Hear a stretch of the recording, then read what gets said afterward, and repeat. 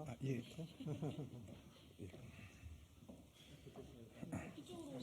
예. 교수님 이렇게 통역사님 옆에서 서신 다음에 좀 이따가 오시면 오시면 되겠습니다. 예. 오늘 많으시네.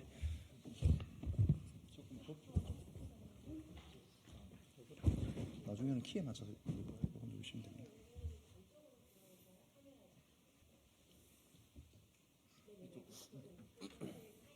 네. 아, 네. 제가 작으니까. 네, 존경하는 국민 여러분, 언론 종사자 여러분 안녕하십니까? 저는 새진보연합 선거대책위원회 정책본부장 오준호라고 합니다. 오늘 새진보연합 선거대책위원회는 새진보연합의 전문가 자문기구인 국가혁신자문위원회와 함께 요람에서 대학까지 5대 개혁과제를 공동으로 발표하고자 합니다. 오늘 이 자리가 있기까지 배경과 발표 내용, 참가자, 그리고 진행 방식 등을 간단하게 소개해 드리겠습니다. 새진보연합과 함께하는 국가혁신자문위원회는 참여정부 정책실장을 역임하셨던 이정우 명예교수님을 자문위원장으로 모시고 강남훈 사단법인 기본사회 이사장님, 전강수 대구 가톨릭대 명예교수님, 그리고 서정희 군산대학교 사회복지학과 교수님을 부위원장으로 또 모시고 이를 비롯해 총 24인의 전문가 지식인들로 구성되어 있는 기구입니다. 국가혁신자문위원회는 지난 1월부터 여러 차례 회의와 소위원회 회의를 거쳐서 오늘 발표하는 5대 개혁과제와 주요 정책들을 제안해 주셨습니다. 5대 개혁과제는 각각 기후위기 해소, 교육개혁, 검찰사법개혁, 부동산개혁, 성평등과 노동정책 이렇게 5분야로 되어 있습니다. 오늘 발표 외에도 국가혁신자문위의 협력을 받아 저희 새진보연합의 정책본부에서 차례로 또 정책들을 발표해 나가고 있습니다. 오늘 참석하신 분들을 소개해 드리겠습니다. 국가혁신자문위원회에서는 이정우 위원장님과 강남훈, 전강수 두 분의 부위원장님이 함께해 주시고 계십니다.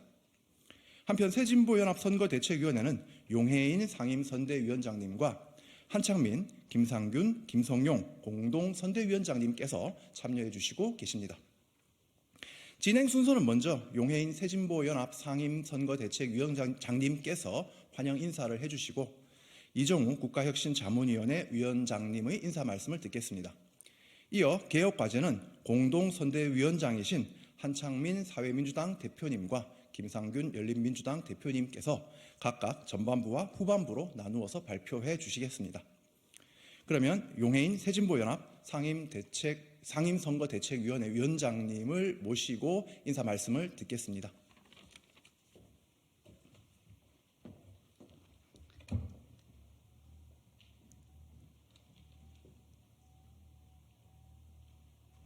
네, 안녕하세요. 새진보연합 상임선거대책위원장 국회의원 용혜인입니다.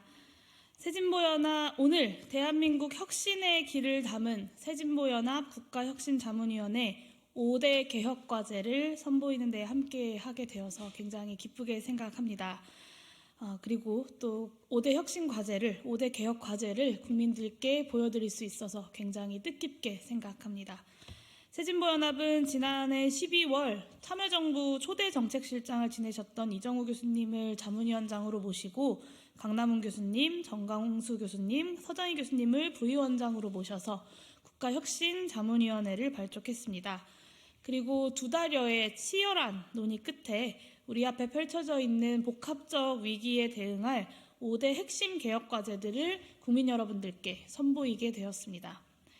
기후위기부터 교육, 사법, 부동산, 그리고 저출생과 노동에 이르기까지 대한민국이 나아가야 할 방향과 개혁의 과제들을 면밀히 검토하고 또 준비해 주신 이정우 자문위원장님과 여러 자문위원님들께 진심으로 감사하다는 말씀 드립니다. 다중위기의 시대에 국력을 모아서 혁신과 개혁을 추진하기에도 시간이 참 부족한데 윤석열 정권은 모든 영역에서 오히려 퇴행을 거듭하고 있는 안타까운 현실입니다. 하지만 그럴 때일수록 미래를 먼저 준비하고 국민의 뜻을 모아 과거로 질주하는 윤석열 정권과 맞서 싸워야 한다고 믿습니다. 그것이 바로 급변하는 2024년 오늘 새로운 진보 정치 그리고 개혁 정치의 책무입니다. 새진보연합은 한두 걸음 되돌리는 정도가 아니라 퇴행을 뛰어넘는 더 대범한 도약으로 단숨에 더 좋은 미래로 도달할 것을 국민과 함께 결단하자고 제안드립니다. 오늘 국가혁신자문위원회의 5대 개혁과제를 바탕으로 다가오는 22대 총선에서 국민 여러분들의 가슴을 울리는 개혁 정책을 선보이겠습니다. 에너지 전환부터 돌봄 정책과 기본소득에 이르기까지 미래와 희망으로 나아가는 신항로를 개척하겠습니다. 공존을 모색하기에 함께 성장할 수 있는 사회, 그리고 보다 민주적이고 정의로운 국가로 나아갈 국가혁신자문위원회의 5대 개혁과제와 새진보연합의 힘있는 행보에도 많은 관심과 지지를 부탁드리겠습니다. 감사합니다.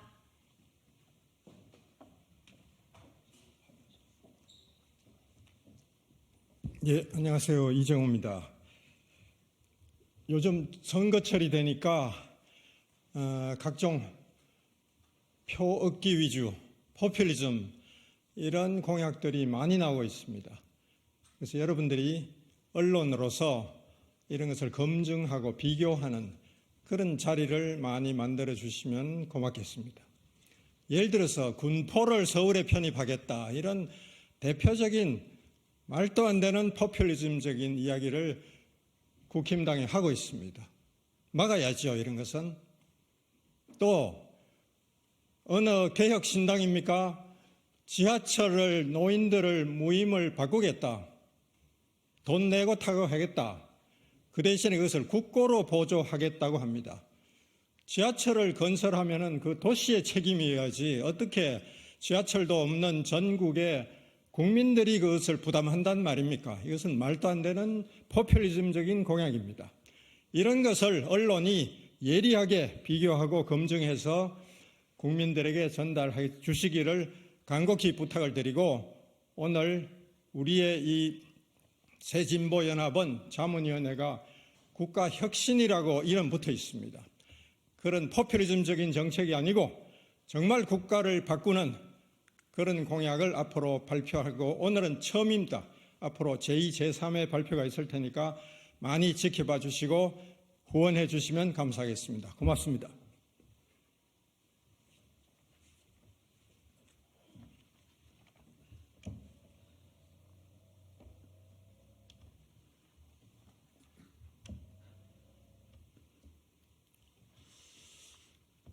안녕하십니까. 사회민주당 대표이자 새진보연합 공동선거대책위원장 한창민입니다.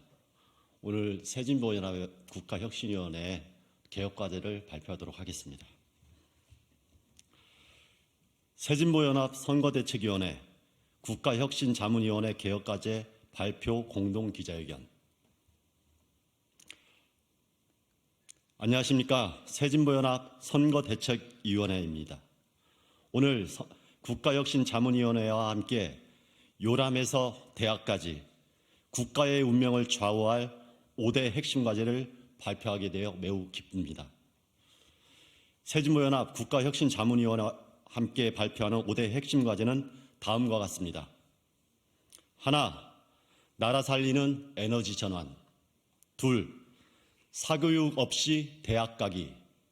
셋, 국민에게 봉사하는 사법부와 검찰. 넷, 정의롭고 편안한 세상의 꿈, 부동산 개혁. 다섯, 일하며 돌보는 기쁨이 있는 나라. 이 5가지 핵심 과제를 실현하느냐 못하느냐에 따라 우리와 우리 후손의 미래가 걸려 있다고 해도 과언이 아닙니다. 국가혁신자문위원회에서 각 핵심 과제를 상세히 설명하는 정책 제안문을 준비하셨습니다. 그러나 기자회견 시간이 짧은 나머지 오늘은 요약문을 대체로 하도록 하겠습니다. 정책 제안문 원문은 새진보연합 웹사이트 자료실에 기자회견을 올리겠습니다. 참고해 주시기 바랍니다. 그럼 처음부터 말씀드리겠습니다. 핵심 과제 하나, 나라 살리는 에너지 전환. 탄소 배출로 인한 기후변화가 국민의 삶을 위협합니다. 또한 주요 무역 국가들의 재생에너지 전환 속도에 맞추지 못하면 탄소 무역 체제에서 배제되어 심한 경제 위기가 닥칠 것입니다. 이에 새진보연합은 환경을 살리고 경제도 살려서 나라까지 살리는 에너지 전환을 제안합니다. 첫째, 2035년까지 재생에너지 비율 60% 이상, 특히 탈탄소 에너지를 90% 이상으로 높이겠습니다. 이를 통해 주요 무역 국가들이 탄소 배출 제재를 피하고 기업의 수출 경쟁력도 확보될 것입니다. 둘째, 기후 채권으로 든든한 재원을 마련하겠습니다. 이 재원을 재생발전, 스마트 그리드, 저장 장치, 분산형 전원 체제 확립, 모빌리티 전환, 산업 전환, 건물 전환 등에 사용하겠습니다. 셋째, 면적 일정 비율제로 전 국토에서 에너지 전환을 공평히 부담하게 하겠습니다. 광역 지자체별로 육지와 바다의 일정 비율을 재생에너지 발전 용도로 지정하겠습니다.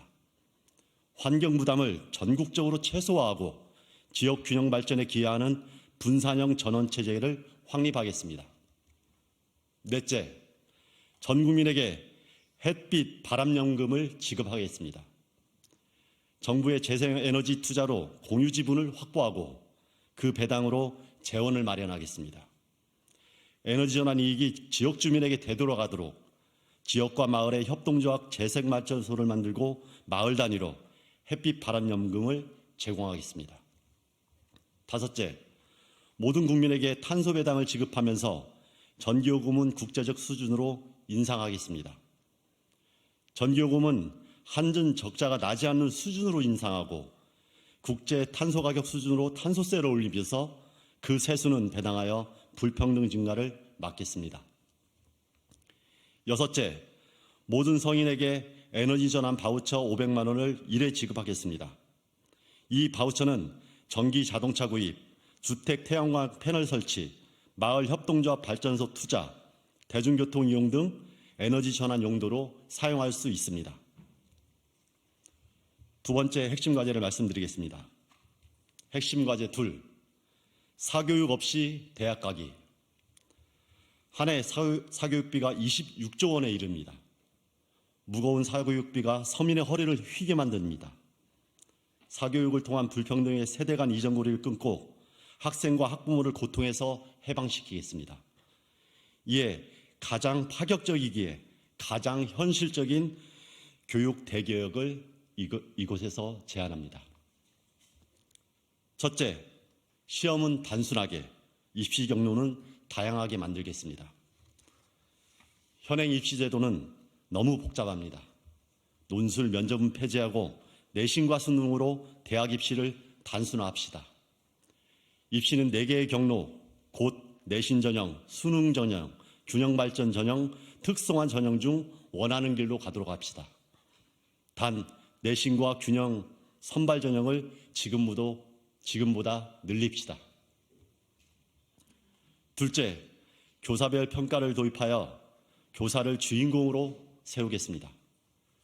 교사별 평가를 하면 창의적이고 혁신적인 수업이 가능하며 사교육이 발붙일 여지가 없습니다. 교육별 평가를 교사별 평가로 바꾸면 수업이 살아나고 교사가 자존감을 회복합니다. 일타 강사들이 설 자리를 잃습니다. 셋째, 추첨 입학제를 도입하겠습니다. 일정 성적 이상 학생을 정원의 2, 3배로 뽑은 뒤 추첨으로 최종 합격자를 정하는 추첨 입학제를 도입합시다. 입시 경쟁의 압박이 확 낮아지고 탈락자들의 좌절감이 줄어들 것입니다. 시범적으로 도입해서 평가를 해본 다음에 확대하도록 하겠습니다. 넷째, 대학 상향 평준화를 추진해서 지방 소멸을 막겠습니다. 선진국처럼 좋은 대학을 권역별로 다수 만들어서 서로 경쟁하게 합시다. 연합 국립대를 만들어 공동학위, 공동 입학을 실시하고 예산을 집중 지원하겠습니다. 이를 통해서 지방의 인재가 가게 해서 지방 균형 발전을 돕도록 하겠습니다. 다섯째, 좋은 의사는 많이, 의대 입시는 대학원으로 돌리겠습니다. 성적 우수자들이 몽땅 의대에 몰리는 기현상은 국가적으로 매우 우려스럽습니다. 인재를 다방면에 골고루 보내야 합니다. 좋은 의사를 많이 배출시키되 의사 배출은 의학대학원을 통하는 방향으로 추진해 나가겠습니다. 여섯째, 학술 교수제로 학문의 맥을 이어가겠습니다. 수많은 비정규직 교수들이 학교를 떠돌면서 떠나지 않도록 학술 교수 자리를 신설해서 안심하고 연구하고 강의할 수 있도록 만들겠습니다. 세 번째 핵심 과제부터는 다음 발표자가 하도록 하겠습니다. 예, 안녕하세요. 새진보연합 공동선대위원장 열린민주당 대표 김상균입니다. 개혁과제 발표 이어가도록 하겠습니다. 핵심 과제 셋, 국민에게 봉사하는 사법부와 검찰, 사법개혁, 검찰개혁을 반드시 이뤄내야 합니다. 문재인 정부는 집권기간 내내 검찰개혁을 단행했고 성과도 있었으나 여전히 불완전합니다. 한편 우리 사법부는 아직 국민을 위한 사법부가 아닙니다. 새진보연합은 국민에게 봉사하는 사법개혁, 검찰개혁을 추진하겠습니다. 첫째, 수사, 기소 분리라는 기본 방향을 엄격히 추진하겠습니다. 수사권은 경찰에, 기소권은 검찰에 주어 권한을 분리하겠습니다.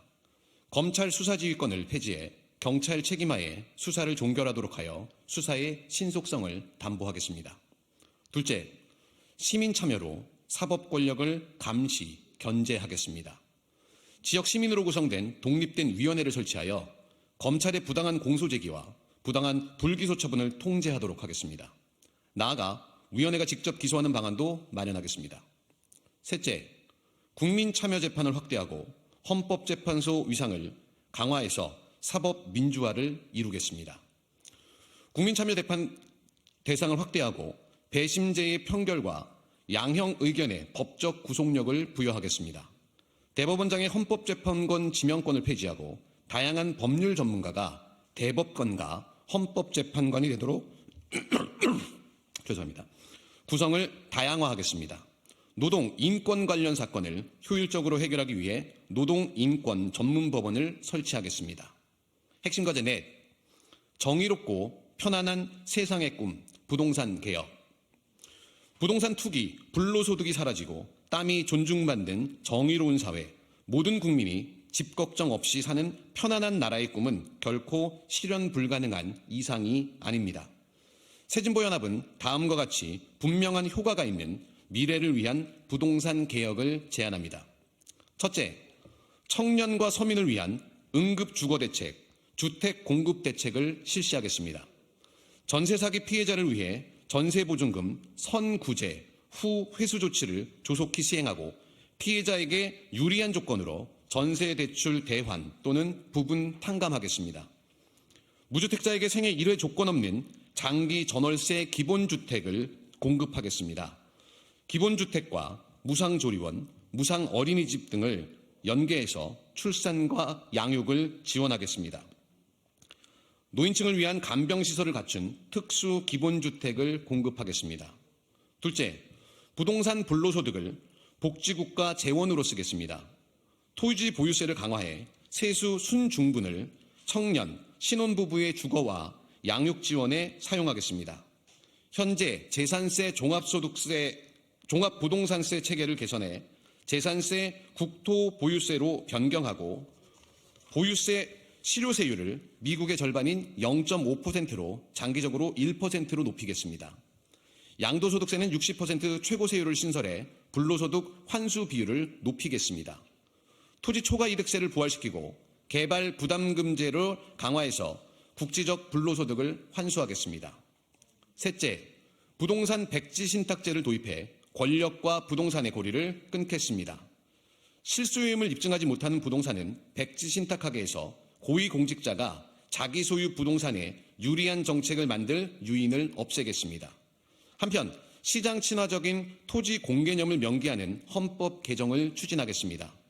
현행 헌법의 추상적 토지 공개념을 구체화해서 헌법 정신과 실제 정책의 괴리를 해소하겠습니다.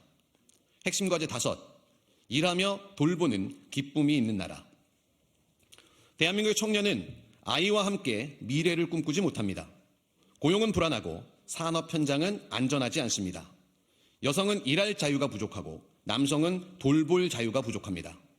이에 새진보연합은 저출산, 노동, 성평등 문제를 함께 해결하기 위해 정책을 제안합니다.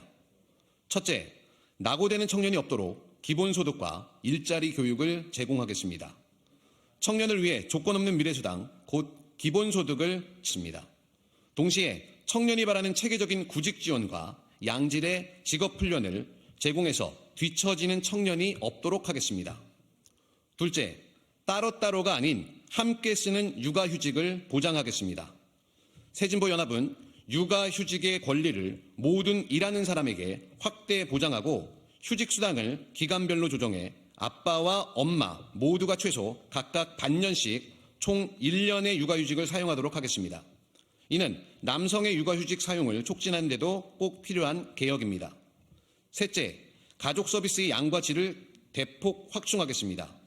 국공립 보육시설 이용률을 70%까지 늘리고 보육 인력의 전문성을 제고하여 중산층 수준에 맞는 맞춤 환경을 보장하겠습니다. 사회 일자리 서비스를 적정한 임금을 받는 좋은 일자리로 만들고 새로운 일자리를 만들어 돌봄의 질을 높이겠습니다. 넷째, 여성가족부를 성평등부로 확대 개편하겠습니다. 여성의 노동시장 참여와 경력 개발을 지원해 저출생에 따른 생산 가능 인구 부족 문제를 해소하겠습니다. 이를 통해 남성의 부양 책임을 나누어 남녀 모두에게 삶을 보다 풍요롭고 다채롭게 기획할 자유를 보장하겠습니다. 다섯째, 안전한 일과 새로운 미래를 위해 모두의 노동법을 제정하겠습니다.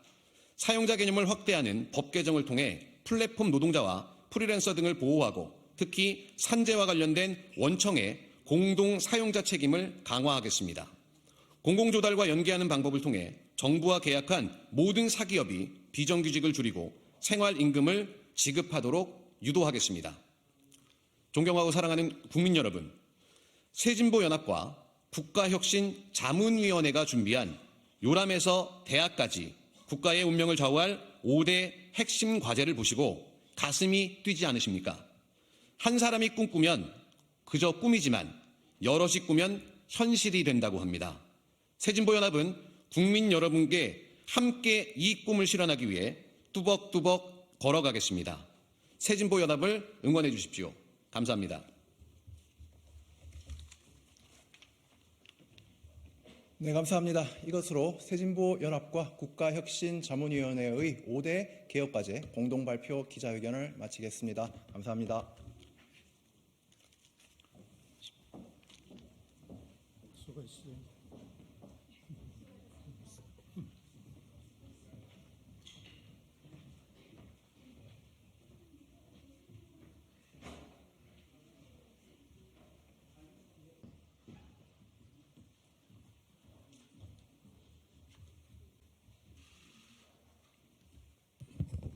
네, 국회의원 이성만입니다. 제가 이제 지난 2월 5일 날 출마 선언을 했습니다. 출마 선언을 하면서 이제 그에 앞서서 이제 복당 신청을 했습니다. 그래서 그 뜻은 제가 그동안 우리 국민 여러분 잘 알다시피 돈봉투 사건으로 연루되고 검찰의 어떤 그런 정치 탄압 속에서 제가 무소속으로 돼 있던 상태이기 때문에 혹시 우리 진보 세력이 갈라지면 안 된다라는 차원에서 복당 신청을 했습니다.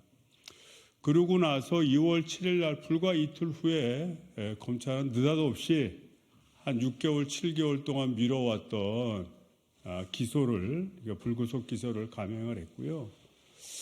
아마도 이에 따른 여러 가지 여파로 인해서 당시에 복당 여부를 심의하던 것이 이제 보류됐던 걸로 알고 있습니다.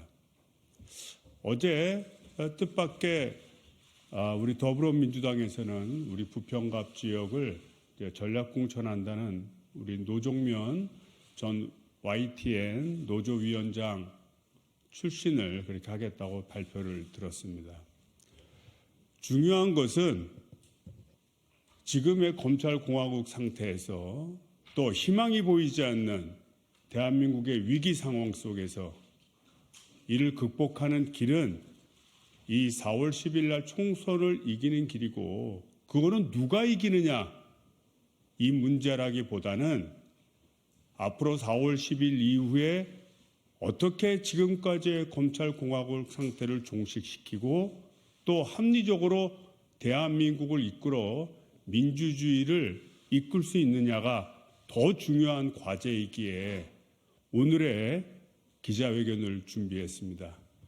우리 국민 여러분, 저희 기자회견 좀 들어봐 주시고 4월 10일 우리 민주주의를 위해서 지금의 억압된 정치 구조의 개혁을 위한 새로운 방안이 무엇인지 함께 고민해 주시기를 기대합니다.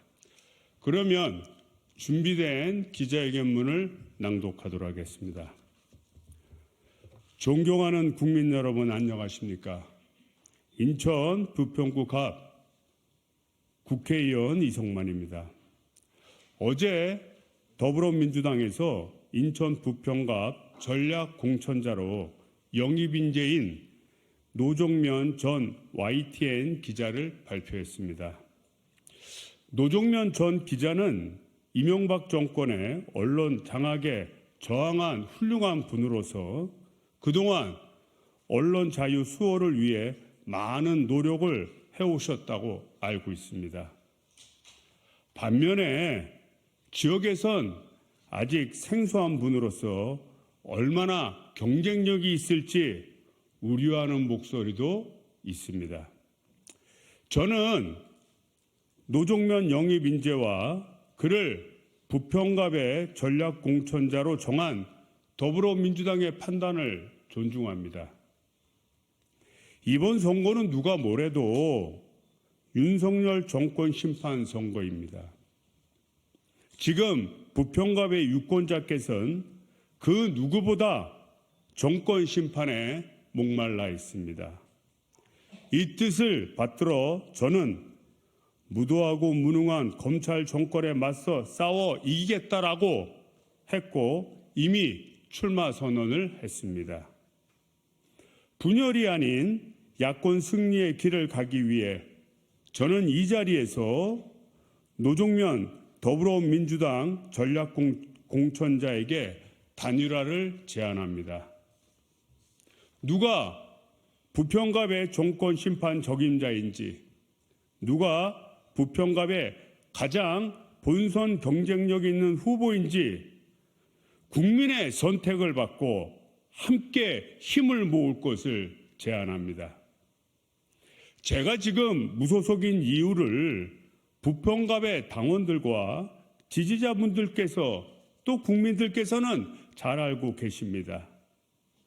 저는 저 자신보다 더불어민주당을 먼저 고려했기 때문입니다.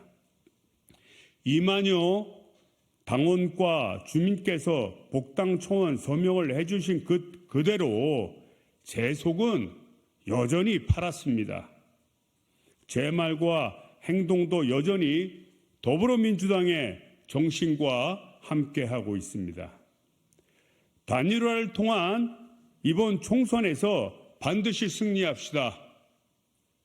반드시 승리해 무도한 윤석열 정권을 심판하고 위기에 처한 민생과 민주주의를 지킵시다. 저희 제안에 대한 더불어민주당과 노종면 전략공천자의 현명한 선택을 기대합니다. 감사합니다.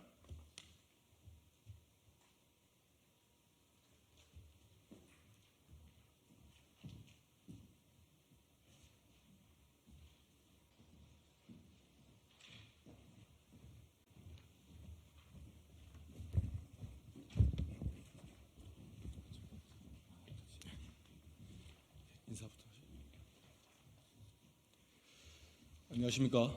더불어민주당 대변인 한민수입니다. 지금부터 더불어민주당 검찰 독재 정치탄압 대책위원회 기자회견을 시작하겠습니다. 참석자들을 먼저 소개해드리겠습니다. 더불어민주당 검찰 독재 정치탄압 대책위원회 공동위원장이신 박찬대 최고위원님 모셨습니다. 김지호 상금 부위원장님 오셨습니다. 김승원 의원님 참석하셨습니다. 지금부터 회견문을 발표하겠습니다. 직접 받은 500만 원 디올백 샤넬 뇌물은 아쉬운 일이고 본인도 모르는 10만 원 식사비는 기소 사안입니까? 윤석열 정권과 국민의힘이 김건희 여사의 디올백 논란에서 도저히 빠져나오기 힘든지 다시 검찰을 동원해 뻔한 공작을 벌이기 시작했습니다. 이재명 민주당 대표의 배우자인 김혜경 씨가 선거법을 위반했다며 기소한 것입니다. 혐의 내용은 황당하기 그지없습니다. 김혜경 씨가 2021년 8월 민주당 국회의원 배우자 등 6명에게 10만 4천 원 상당의 식사비를 제공했다는 것이 선거법 위반 사유입니다. 심지어 당시 김혜경 씨는 선거 카드로 식비 중 본인의 몫인 2만 6천 원만을 결제하였고 나머지 7만 8천 원은 직원이 김혜경 씨 모르게 법인카드로 결제하였다는 김혜경 씨의 입장은 아예 고려조차 되지 않았습니다. 윤석열 정권과 검찰은 정작 수사하고 기소해야 할 김건희 여사가 직접 받은 디올백에 대한 뇌물 수수 등의 혐의는 어물쩍 넘어가면서 이재명 대표 배우자 김혜경 씨에 대해서는 본인도 모르는 사안에 꼬투리를 잡아 심소봉대하면서 여론몰이를 하고 있습니다.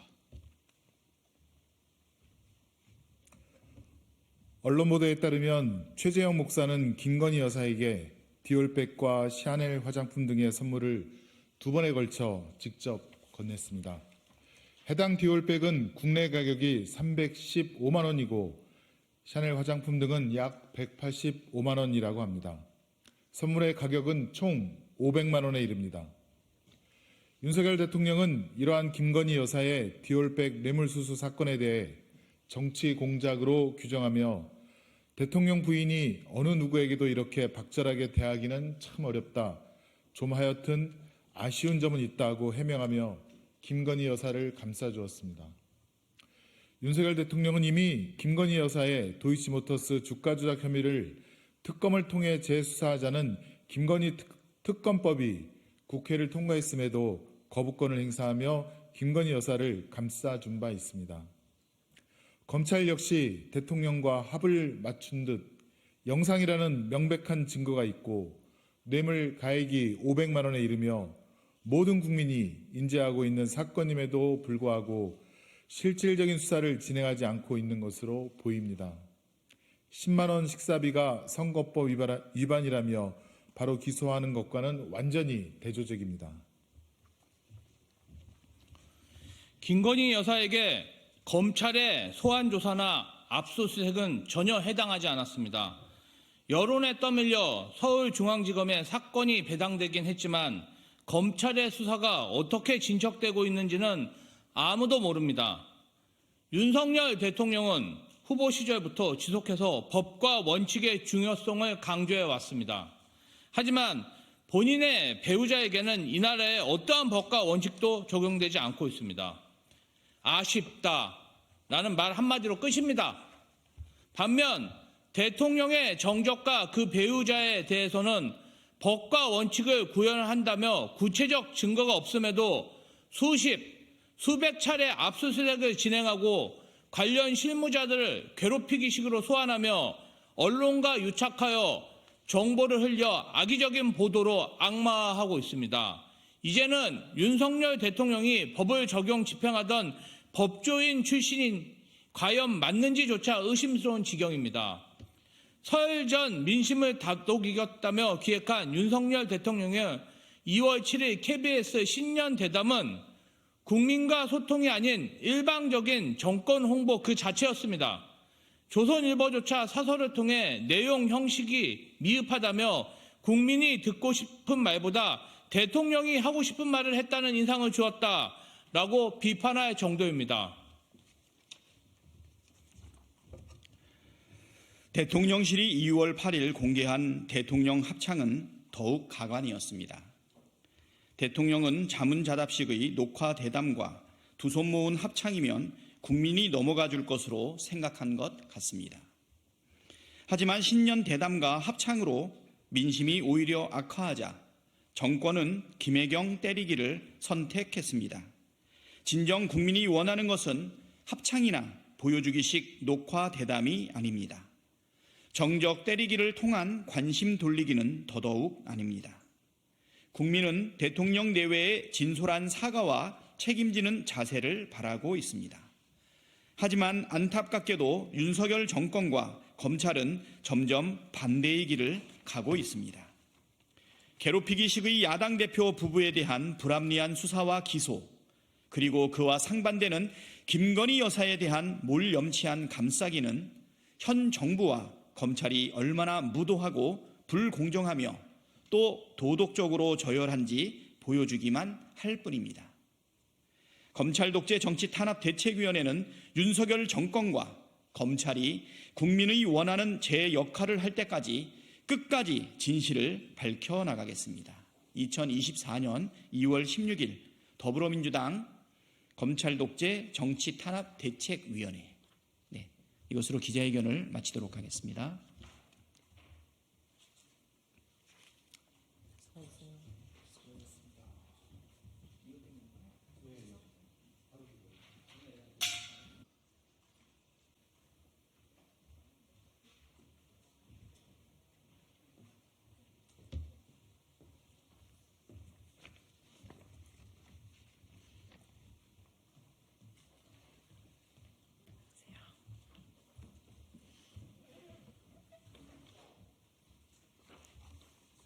예, 녹색정의당 22대 총선 주거공약 발표하도록 하겠습니다. 이후 진행은 김종민 정책위의장님께서 해주시겠습니다.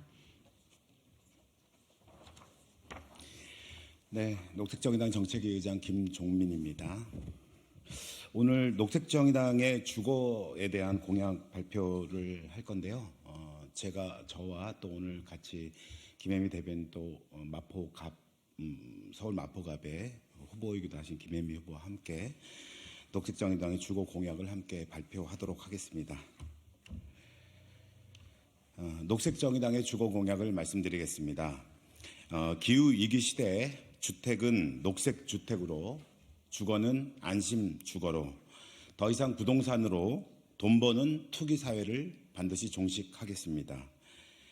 영끌 시대를 끝내고 녹색 공공주거 시대를 여는 녹색정의당의 5대 주거 공약 약속을 말씀드리겠습니다.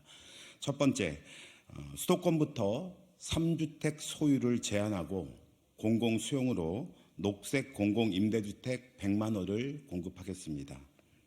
두 번째, 소득 대비 주거비 30% 이상의 세입자에게는 월 30만 원의 임차료를 지원하겠습니다.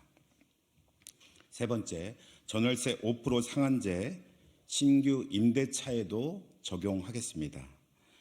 네 번째, 공공부문부터 노후주택, 그린 리모델링을 실시하고 기후재난에 안전한 주거 환경을 조성하겠습니다. 다섯 번째, 정부 재정으로 전세 사기 피해자를 직접 구제하고 깡통주택을 공공임대로 전환하겠습니다.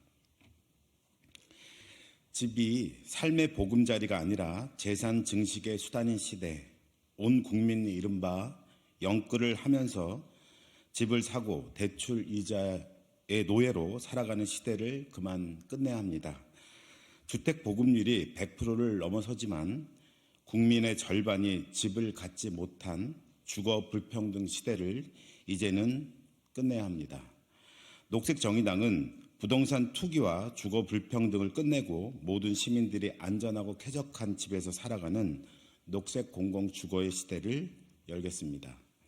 그동안 국민의힘과 더불어민주당이 추진해온 신도시 건설과 아파트 신축을 통한 공급 확대 정책은 집을 투기의 목적으로 삼는 부유층의 독점으로 귀결되었을 뿐 집값 폭등과 무주택자의 주거난을 해소하지 못했습니다. 또한 이러한 방식은 지구 환경에 막대한 부담을 지웁니다. 건설에 투입되는 철강과 시멘트는 대량의 온실가스를 배출하고 자원을 소모하며 건설 폐기물을 양산합니다. 우리는 지구 환경과의 공존을 위해 주택을 신축하지 않고도 무주택자에게 주거권을 보장해 주도록 혁신적인 접근을 해야 합니다. 녹색정의당은 추가 건설을 최소화하고 1가구 다주택을 재분배하여 무주택 서민들의 주거를 획기적으로 안정시키는 정책을 도입하겠습니다. 또한 대규모 그린 리모델링 공공사업을 통해 주택 건물의 온실가스 배출량을 대폭 감축하면서 에너지를 적게 쓰고도 쾌적하고 안전하게 살아갈 수 있는 주거 환경을 만들어 기후위기 시대의 주거 안전을 반드시 이루겠습니다. 녹색정의당은 공공성을 강화하는 녹색 공공주거 정책으로 모든 시민들이 안전하고 안정된 삶의 보금자리를 가질 수 있는 시대를 앞당기겠습니다. 주요 공약은 아래와 같습니다. 첫 번째, 1가구 3주택 보유 금지를 법제화하고 세 번째, 주택부터 공공이 수용하여 대규모 추가 건설 없이 무주택자에게 녹색 공공임대주택 100만 호를 저렴하게 공급하겠습니다. 2022년 기준으로 전체 가구의 43.8%가 무주택 가구이며 서울은 51.2%가 무주택 가구로 국민 절반이 주거 불안정을 겪고 있는 데 반해서 2주택 이상의 보유자는 227만 명에 달하고 3주택 이상 보유자도 46만 명이 넘습니다. 주택 보급률이 100%를 넘는데 국민의 절반이 집이 없는 이 모순을 극복하고 전 국민에게 쾌적하고 안전한 집에서 살 권리를 보장하기 위해서는 다주택자가 필요 이상으로 보유하고 있는 주택을 공공이 매입 또는 수용하여 공공임대주택으로 공급해야 합니다. 녹색정의당은 재산권 행사는 공공복리에 적합해야 한다는 헌법 23조 2항의 정신과 국가는 모든 국민이 쾌적한 주거 생활을 할 수 있도록 노력해야 한다는 헌법 제35조 3항을 바탕으로 수도권 지역에서부터 1가구 3주택 이상 보유를 법으로 금지할 것입니다. 세 번째, 주택부터 공공이 수용하여 10년 이내에 공공임대주택 물량을 100만 호 이상 확보할 수 있습니다. 국가가 확보한 공공주택은 그린 리모델링을 실시하여 탄소 배출을 획기적으로 줄이고 안전하고 쾌적한 녹색 공공임대주택으로 탈바꿈시켜 무주택 서민들에게 공급하겠습니다. 두 번째, 주거 임차료가 소득의 30%를 초과하는 저소득층 세입자에게 임차료를 지원하고 임대료 5% 인상 제한을 신규 임대차 계약에도 적용하도록 임대차 보호법을 개정하여 주거 불안을 해소하겠습니다. 세입자들의 월소득 대비 주택 임차료 비중은 2021년 기준 전국 평균 15.7%, 수도권은 17.8%이며 금리 인상에 따라 부담이 급격하게 커질 수 있는 잠재적 위험이 있습니다. 특히 중위소득 50% 이하 356만 가구의 소득 대비 주택 임차료는 36%에 달하며 청년 미혼 가구의 87%와 고령 가구의 45.8%에서 임차료 비중이 30%를 초과하는 등 경제적 약자일수록 주거비 부담이 매우 큽니다. 또한 현행 임대차 보호법에 따라 임대료 인상폭을 연 5% 이내로 제한하고 있지만 신규 계약은 이 규제가 적용되지 않아 세입자 보호에 한계가 있습니다. 녹색정의당은 월 주거 임차료가 월 소득의 30%를 초과하는 저소득층 세입자에게 30만 원 한도로 월 소득 30% 초과분의 임차료를 지원하는 제도를 실시하고 임대료 5% 인상 제한을 신규 임대차 계약에도 적용하도록 임대차 보호법을 개정하여 주거 불안을 해소하고 세입자를 보호하겠습니다.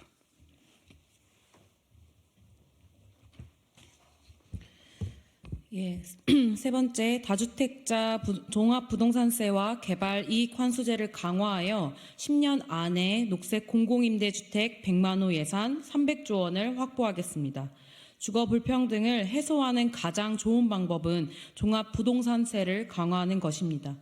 현재 한국의 종부세 실효세율은 0.16 수준으로 OECD 국가 평균인 0.5%보다 한참 못 미칩니다.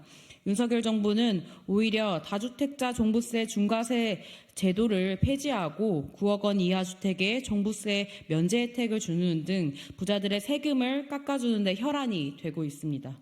그동안 종합부동산세 세수를 전액 지방교부세 재원으로 사용해 와서 종부세가 주거 불평등 해소에 전혀 기여하지 못했습니다. 윤석열 정부가 폐지한 다주택자 종합부동산세 중과세율 1.2%에서 1.6%를 복구하고 다주택자의 경우 9억 원 이하 주택에 면세하는 기본 공제를 폐지하여 각종 특례 조항을 엄격히 적용하겠습니다. 227만 명에 달하는 2주택 이상 보유자에게 실효세율 평균 3% 수준으로 과세하여 연간 30조 원 이상의 세수를 확보하고 이 중 70% 이상을 녹색 공공임대주택으로 녹색 공공임대주택 예산으로 사용하여 서민들을 위한 집을 마련할 것입니다.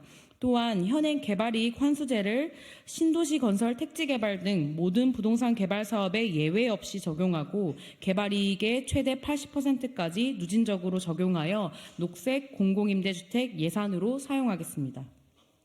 넷째, 공공부문부터 노후주택 그린 리모델링을 실시하여 탄소 배출을 감축하고 기후재난으로부터 안전한 주거 환경을 이루겠습니다. 전체 온실가스 배출량의 약 4분의 1이 건물에서 배출됩니다. 서울의 경우 주거용 건물이 전체 배출량의 27% 이상을 차지합니다. 특히 노후 건물의 경우 단열 불량으로 인해 에너지를 과다 사용하게 되어 노후주택 거주민들의 에너지 비용 부담이 높습니다. 따라서 노후 공공주택부터 채광 및 통풍, 단열, 재생에너지 냉난방 시스템, 에너지 효율 등급 적용 등을 포함한 그린 리모델링을 추진하겠습니다. 또한 주거기본법상 최저주거 기준의 적정 온도와 습도 및 적정 크기의 창문 설치 등을 포함시켜 기후재난으로부터 안전한 주거 환경을 확보하겠습니다. 현행 1인 가구 약 4.2평, 방 1개에 불과한 최저 주거 기준을 1인 가구 기준 10평 이상의 거실과 방을 각각 1개 이상 보장하는 수준으로 상향하겠습니다. 최저 주거 기준을 충족시키지 못하는 주택은 임대를 할 수 없도록 규제하고 5년 임대료 동결 조건의 그린 리모델링 지원 프로그램을 도입하여 건물주도 그린 리모델링에 적극 참여할 수 있도록 하겠습니다. 비적정 주거 환경에서 살아가고 있는 시민들에게 기후재난이 위험이 가장 먼저 덮친다는 것은 외면할 수 없는 사실입니다. 2021년 전국 가구의 6.3%, 서울 가구의 10.8%가 비적정 주거 환경 쪽방, 반지하, 옥탑, 비닐하우스에 살고 있습니다. 특히 청년 가구의 15.8%, 1인 가구의 17.1%가 비적정 주거 환경에서 살고 있습니다. 주택과 옥탑방, 고시원, 반지하, 비닐하우스 등 비적정 주거 환경에서 거주하는 시민들이 공공임대주택의 입주를 즉시 신청할 수 있도록 하겠습니다. 마지막으로 전세 사기 피해에 대해 전수조사를 실시하고 정부 재정으로 전세 사기 피해자를 구제하며 이른바 깡통주택을 공공임대주택으로 전환하겠습니다. 2023년 12월 기준으로 전세 사기 피호 신고 건수는 1만 1천 건을 넘어섰고 이 중 약 9,800명의 피해자가 인정되었습니다. 그러나 현행 전세 사기 피해자 지원 특별법은 피해자들에게 대상주택의 우선 매수권을 보장하고 비용을 무이자 대출해 주는 데 머물러 피해자들에게 실질적인 지원책이 되지 못하고 있습니다. 피해자들은 여전히 잃어버린 전세금을 되찾지 못하고 있습니다. 녹색정의당은 전세 사기 피해 상황을 전수조사하고 피해자들에게 정부 재정으로 보증금을 우선 반환한 후 건물주에게 구상권을 행사하겠습니다. 구상권 행사의 일환으로 보증금이 반환되지 않은 전세 사기 해당 주택들과 전세 사기가 발생할 우려가 큰 깡통 주택들을 국가와 지방정부가 수용하고 단계적으로 그린 리모델링을 실시하여 공공임대주택으로 전환하겠습니다. 이번 주에 발표된 국가인권위원회의 기후위기와 주거권에 관한 실태조사에 따르면 주거 취약계층과 기후재난 피해자들은 주거 환경 개선을 위해 필요한 주거 지원으로 공공임대주택을 가장 많이 꼽았다고 합니다.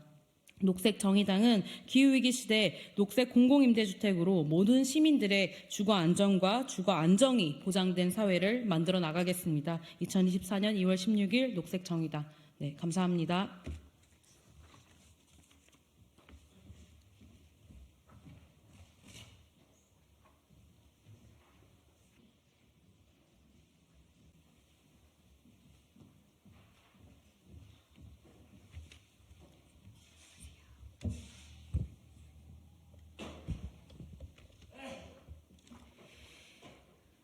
브리핑 시작하겠습니다. 진보당 대변인 홍희진입니다. 오전 브리핑 2건 진행하겠습니다. 첫 번째입니다. 감사원 독립성 무너뜨린 피의자 유병호 감사위원 내정, 윤 대통령의 포상입니까? 유병호 감사원 사무총장이 새 감사위원으로 내정됐습니다. 유병호 총장이 누구입니까? 정치적 독립성이 생명인 감사원을 정권 보위를 목적으로 마음대로 휘두른 인사가 아닙니까? 윤 대통령의 심기 보좌하려고 표적 감사를 벌이고 심지어는 전산 조작을 해서 감사 보고서를 위법 채택까지 하지 않았습니까? 감사원을 망가뜨린 것뿐 아니라 유 총장은 공직윤리 차원에서도 이미 실격 판정이 난 인사입니다. 이해충돌 주식 매각으로 주식을 백지신탁하라는 결정에 반발하며 재판까지 제기했다가 패소하지 않았습니까? 표적 감사 의혹 핵심 피의자로 공수처 수사를 받아야 함에도 수차례 출석 통보에 불응하고 되려 적반하장식으로 공수처 감사를 밀어붙인 자입니다. 유 총장은 사무총장 자리부터 박탈되고 공수처 수사 불응으로 체포 수사까지 고려해야 하는 피의자입니다. 그런데 어찌 이런 자를 감사위원으로 내정할 수 있단 말입니까? 감사위원 임명권자는 윤석열 대통령입니다.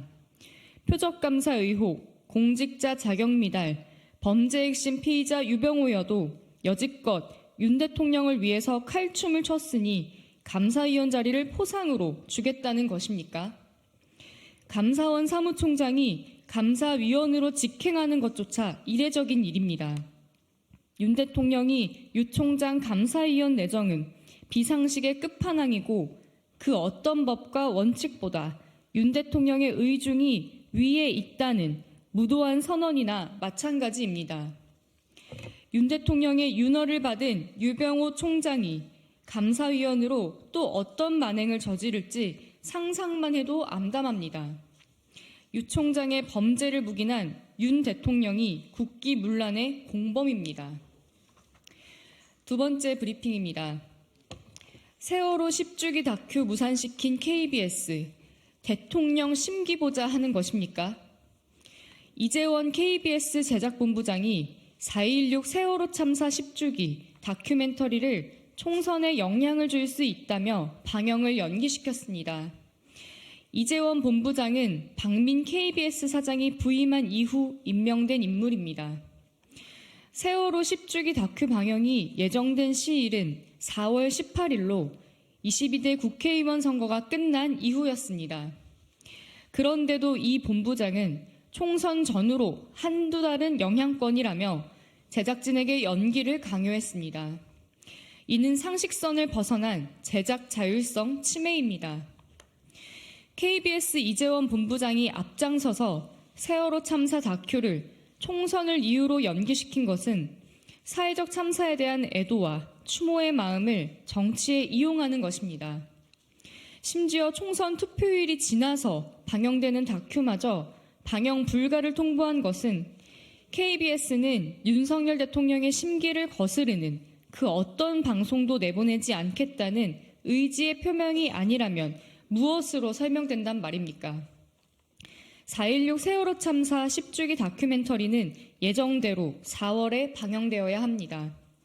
그것이 사회적 참사로 사랑하는 가족과 이웃을 잃은 국민에 대한 예의입니다. 방영을 무산시킨 이재원 본부장은 일방적 방영 연기 통보에 사과하고 연기 결정을 철회해야 할 것입니다. KBS가 예정대로 세월호 10주기 다큐를 방영해야 땡윤 방송이라는 치욕을 조금이라도 벗어낼 수 있을 것입니다. 이상입니다.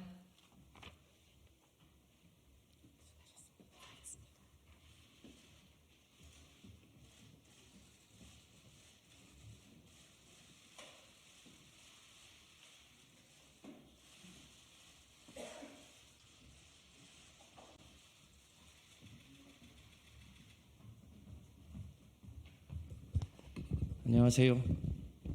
민주당 인재위원회 간사 김성환입니다. 좀 지금 시간은 우리 이현주 전 의원의 저희 민주당 복당 관련한 기자회견을 준비하고 있습니다. 관련해서 인재위 간사 입장에서 보면 광의의 인재 영입이라고도 할 수 있겠습니다. 자세한 얘기는 우리 이현주 전 의원님의 말씀을 통해서 듣도록 하겠습니다. 오늘 말씀하시고 난 직후에 복당 원서를 제출하시고 이재명 당대표 차담이 예정되어 있습니다. 이현주 의원님 모시겠습니다.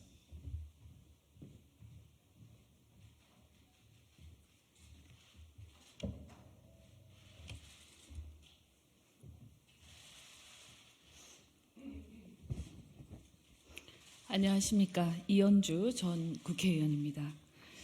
오늘 저는 12년 전 제가 정치를 처음 시작했던 더불어민주당으로 복귀하고자 합니다. 저의 정치적 뿌리인 민주당에서 옛 정치적 동지들 그리고 새로운 동지들과 함께 윤석열 정권을 심판하고 대한민국을 바로 세우는 그 대의에 함께하고자 합니다. 모든 걸 당과 당원들에게 맡기고 함께 가겠습니다. 우선 7년 전 제가 당을 탈당한 이래 부족한 저를 잊지 않고 다시 연락을 주시고 함께 하자는 말씀을 주신 민주당의 동료 의원님들 그리고 당 대표님께 깊이 감사드립니다. 더불어 저에게 우려와 함께 채찍질을 하면서 많은 비판을 아끼지 않으신 의원님들께도 감사와 감사의 말씀을 드립니다.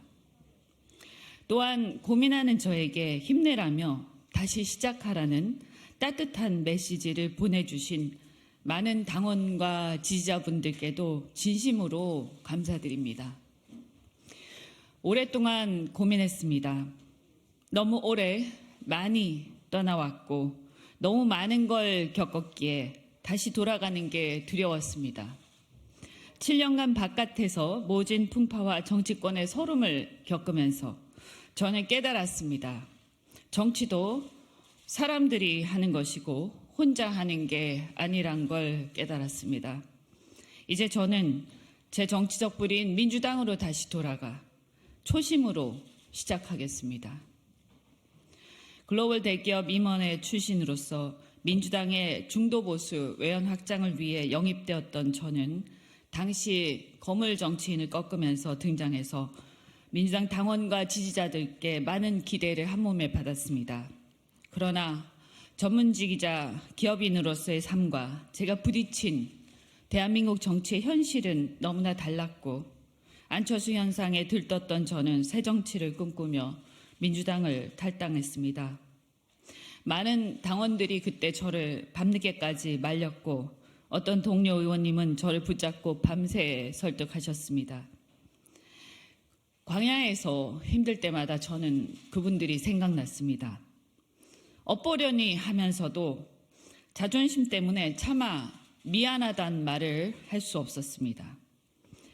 방황하다 돌아온 지금 이제 용기를 내어 말할 수 있습니다. 제 생각이 짧았습니다. 절 기대하고 사랑해준 당원과 지지자들, 동료 의원들께 항상 미안합니다. 정치인 이현주는 나 홀로 잘나서 만들어진 게 아니라 당원과 지지자 여러분의 지지와 애정이 쌓여서 만들어진 것이었습니다.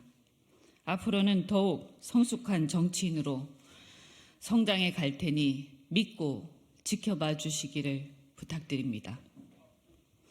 정치는 공공선 실현을 위한 일이라고 생각합니다. 제가 양당 모두 깊숙이 경험을 해보니 그래도 민주당에 부족하나마 공공선에 대한 의지, 인간에 대한 도리가 최소한 있었습니다. 물론 민주당은 때론 이상에 치우쳐 나쁜 결과를 초래하기도 하고 조급증이나 근본주의에 빠져서 이를 망치기도 하고 그래서 많은 분들이 실망하기도 할 겁니다. 하지만 그 선한 의지조차 없다면 저는 고쳤을 수도 없다고 생각합니다. 그래서 선한 의지가 있느냐 없느냐가 저는 매우 중요하다고 생각합니다. 그러니 저는 앞으로 민주당이 선한 의지만이 아니라 선한 결과까지 만들어낼 수 있는 유능한 정당이, 대한민국의 유능한 정당이 될 수 있도록 제 부족한 힘이나마 보태는 것이 도리라고 생각합니다. 저는 대한민국의 시대적 과제가 상명하복의 권위주의를 청산하는 것이라고 생각합니다. 상명하복이야말로 공직자와 정치권을 국민을 위한 본연의 역할보다 권력의 줄서기에 집중하게 하는 우리 사회의 고질병입니다. 이태원 참사도, 잼버리 실패도, 엑스포 대망신도, 오송 지하차도 참사도, 그리고 해병대 박정훈 대령 항명죄 입건도, 이 모두가 진실에 침묵하고 눈치로 일관하는 상명하복의 권위주의 문화 때문이라고 저는 생각합니다. 화물연대, 건설노조, 사교육, 최근의 의사증언 사태까지 이 모든 사회적 갈등이 불거질 때마다 지금의 윤석열 정권은 상대를 악마화하면서 때려잡기로 일관하지 그 문제를 해결할 생각은 별로 없어 보입니다.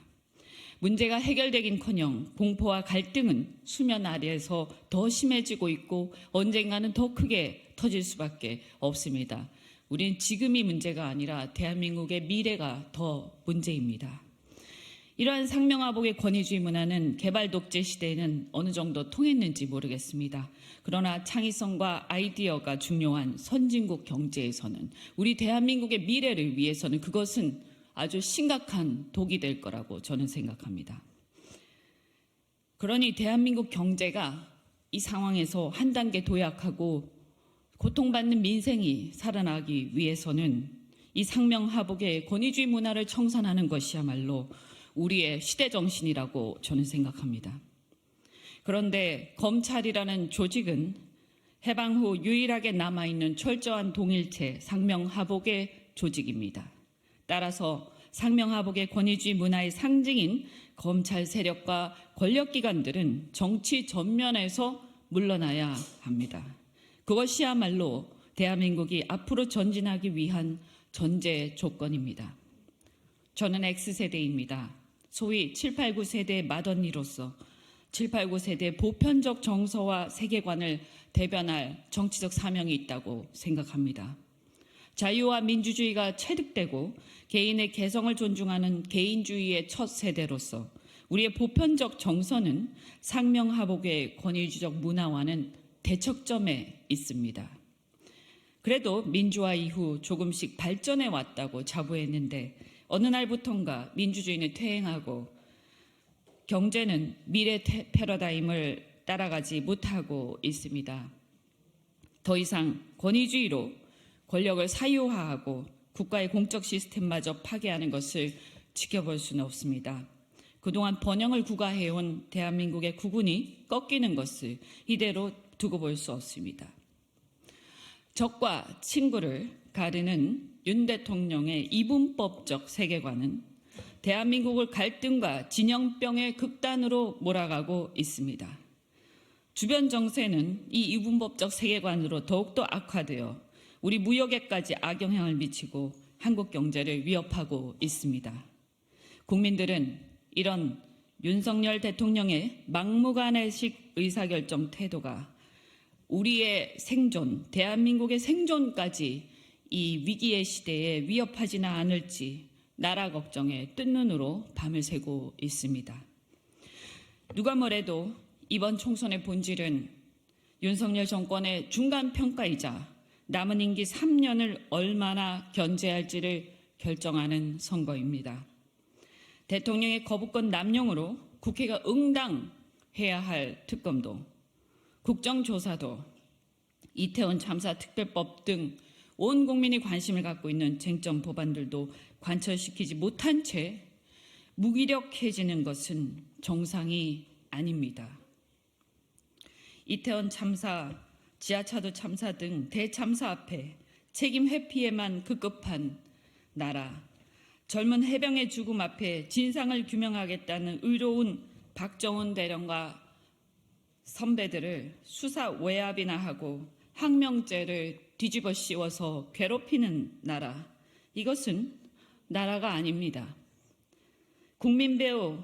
국민배우로 사랑받던 이선균 씨가 공세우기, 상명하복에 눈치 보기에 급급해서 경찰이 폭력적 망신주기 수사로 그 수사를 견디지 못해 생을 마감하는 그런 나라는 우리가 생각하는 대한민국이 아닙니다. 이런 상황을 그냥 방치해서는 안 된다고 생각합니다. 민주당에 실망해서 민주당을 외면하고 국민의힘을 잠시나마 쳐다봤던 우리 국민들에게 호소합니다. 그래도 제1야당, 힘있는 야당 민주당이 아니면 누가 현실적으로 이 정권의 폭주를 멈출 수 있겠습니까? 저 이현주 현 상황을 외면하지 않겠습니다. 진짜 제3의 길은 가장 정의로운 길을 가는 거라고 생각합니다. 용기를 내어 민주당으로 다시 돌아가겠습니다. 힘있는 야당 민주당과 이 무도한 윤석열 정권을 심판하는 그 길에 많은 국민들이 저와 함께 하기를 바랍니다. 저와 함께 돌아갑시다. 고맙습니다.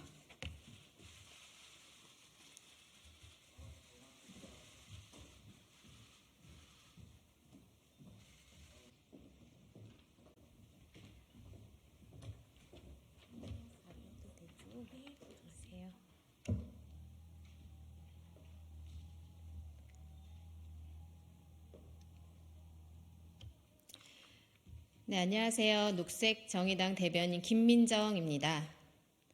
브리핑 시작하겠습니다. KBS 박민 사장은 세월호 10주기 추모 다큐 4월 방영 취소를 지시한 제작본부장을 당장 경질하십시오. KBS가 4월 방영 예정이었던 세월호 참사 10주기 다큐 방송을 취소했습니다. 제작본부장이 방송을 6월 이후로 미루라고 지시했기 때문입니다. 4월 총선에 영향을 줄 수 있다는 게 이유라고 합니다. 제작진이 고군분투한 결실이 제때 빛을 보지 못하게 된 데에 담당 제작진의 유감과 위로를 전합니다. 그리고 세월호 생존자와 유가족에게 가슴 깊이 위로를 전합니다. 공영방송 KBS라는 이름을 부끄럽게 하는 건 정권에 아첨하고 지치듯거하는 이런 제작본부장 같은 이들입니다. 4월 16일 세월호 10주기에 맞춰 방송을 내보내는 것이 상식입니다. 섭외와 촬영 과정에 난항이 있는 것도 아닌데 정치권 눈치를 보느라 방영 일자를 미루라니 지나가는 소가 웃을 일입니다. 10년의 세월이 되었다지만 국민들은 아직도 세월호의 아픔을 잊지 못하고 있습니다. 이를 추모하고 위로하진 못할 망정 추모도 미루라는 게 공영방송 수뇌부의 머리에서 나올 수 있는 발상입니까? 편성 변경을 지시한 것으로 알려진 제작본부장 당장 경질하십시오. KBS 박민 사장 또한 국민의 아픔과 슬픔을 정쟁으로만 해석하고 방송을 이용하는 이 사태에 대해 입장을 분명히 밝혀야 할 것입니다. 이상입니다.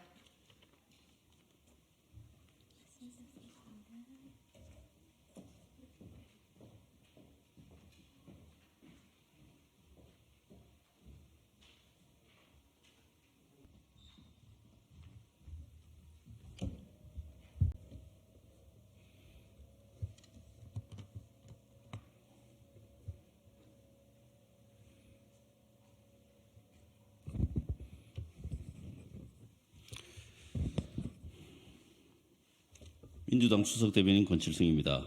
두 건의 브리핑을 하겠습니다.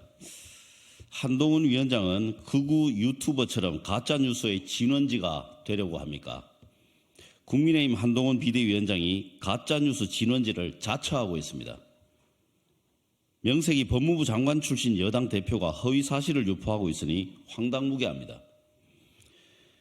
한동훈 위원장은 무슨 근거로 국민 모르는 측근 내리꽂기이니 정진상 옥중 공천이니 허위 사실을 유포합니까? 한동훈 위원장은 민주당 공천을 보며 정식 라인 무시하고 비선 동원에 막무가내로 밀어붙이고 사적 이익을 취했구나라는 생각이 들었다고 했는데 거론한 여론조사는 당의 공식 조사입니다. 무슨 비선을 동원했다는 말입니까? 비선 동원에 당 대표들을 쫓아내기도 하고 아바타를 내세우기도 하다가 사퇴 종용도 하는 엉망진창 정당은 바로 국민의힘 아닙니까? 한동훈 위원장의 무책임한 언행을 보고 있자니 갈수록 극우 유튜버를 닮아가는 듯합니다. 극우 유튜버 같은 무책임한 언행이 한동훈 위원장이 말한 국민 눈높이입니까? 극우 유튜버에 심취한 윤석열 대통령의 아바타답게 극우 유튜버와 경쟁하려고 합니까? 더욱이 한동훈 위원장은 야당에 대해서는 사실 확인도 않고 허위 사실을 유포하면서 김건희 여사의 명품백 수수에 대해서는 입에 올리기조차 두려워하고 있습니다. 이런 한동훈 위원장이 국민을 말할 자격이 있습니까? 한동훈 위원장은 여권의 치부를 덮으려고 흙탕물만 뿌리는 저열한 정쟁을 멈추고 야당과 국민께 사과하십시오. 더불어민주당은 한동훈 위원장이 끝까지 사과하지 않는다면 허위 사실 유포에 대한 법적 조치를 검토할 수밖에 없다는 점을 분명히 경고합니다. 두 번째입니다. 본인도 모르는 밥값 10만 원은 기소하면서 300만 원짜리 명품백 수수는 아쉬운 일입니까? 검찰이 김건희 여사의 도이치모터스 주가 조작 관여 의혹에 대해 필요한 수사를 진행하고 있다라는 말만 고장난 녹음기처럼 반복했습니다. 김혜경 여사의 10만 원 식사 제공 혐의를 2년간 샅샅이 뒤져 공소시효 하루 전에 기소한 검찰의 태도와는 하늘과 땅 차이입니다. 주가 조작과 관련해 김건희 여사와 윤 대통령의 장모 최은순 씨가 22억 9천만 원의 이익을 얻었다는 검찰 의견서가 있어도 뇌물을 수수하는 영상이 나와도 검찰은 필요한 수사를 진행하고 있다는 말만 앵무새처럼 반복하고 있습니다. 대통령 부인이 300만 원짜리 명품백을 수수했는데 검찰은 왜 아무것도 안 합니까? 대통령이 아쉽다고 말하면 끝나는 문제입니까? 검찰은 왜 김건희 여사 앞에서만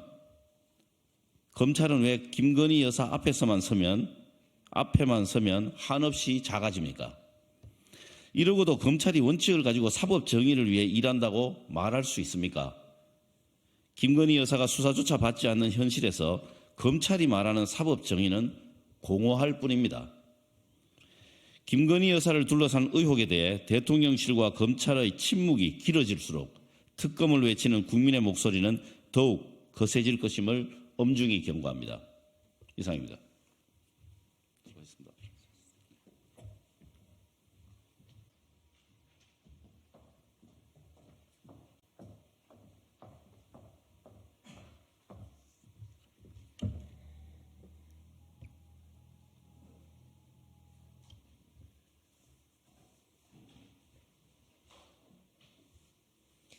안녕하십니까. 새진보연합 대변인 신지혜입니다. 법무부 장관 후보자 관련 브리핑하도록 하겠습니다. 박성재 법무부 장관 후보자 임명. 대놓고 부동산 탈세 권유하는 정부 되겠다는 의지 표명입니까? 어제 한동훈 비대위원장이 정치하겠다며 사임한 뒤 공석이었던 법무부 장관 후보자 인사청문회가 진행됐습니다. 박성재 후보자의 정관예우 의혹과 부동산을 이용한 증여세 탈루 의혹은 오히려 더 명확해졌습니다. 부동산 부자에게 감세 혜택 퍼주던 정부가 이제는 대놓고 탈루 의혹 있는 자를 장관 후보자로 지명했습니다. 부동산 탈세 권유하는 정부가 되겠다는 의지 표명입니까? 박 후보자는 검사 퇴직 후 정관예우 의혹이 일 만큼 막대한 수입으로 고가의 아파트를 샀습니다. 이때 수입이 없는 배우자와 공동 명의로 해 종부세 절세 혜택을 누렸습니다. 박 후보자가 증여세 기본공제 한도인 6억 원의 2배를 뛰어넘는 배우자의 아파트 매입 자금을 증여한 셈이지만 부인은 증여세를 내지 않았습니다. 부동산세 절세는 누리고 증여세는 탈루한 겁니다. 윤석열 대통령이 입시 비리 수사한 적이 있어서 교육 전문가라고 치켜 세우던 여당에 묻습니다. 박 후보자는 검사 시절 서울중앙지검 금융조세 조사부장이었습니다. 다시 하겠습니다. 박 후보자는 검사 시절 서울중앙지검 금융조세조사부장이었습니다. 박 후보자가 범죄 수사하면서 절세와 탈세 전문가가 다 됐다는 평가에 동의하십니까? 실수라고 어물쩍 넘어갈 문제가 아닙니다. 윤석열 정부와 여당이 부동산 탈세를 권유하려는 의도가 아니라면 관련 의혹을 말끔히 정리부터 하는 것이 순리입니다. 세금 덜 내려 꼼수 부리고 탈세한 인사를 법무부 장관으로 인정할 국민은 없을 것입니다. 후보자 지명 철회하십시오. 이상입니다.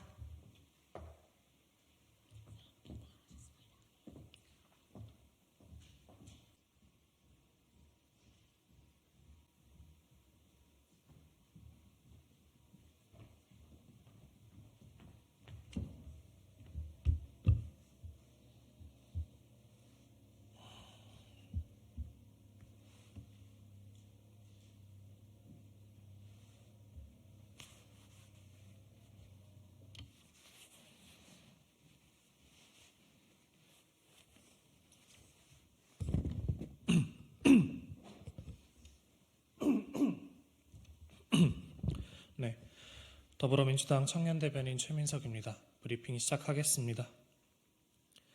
역대급 세수 펑크 자초해놓고 나몰라라 책임 펑크 낸 윤석열 정부, 역대급 양심 펑크 정권입니다.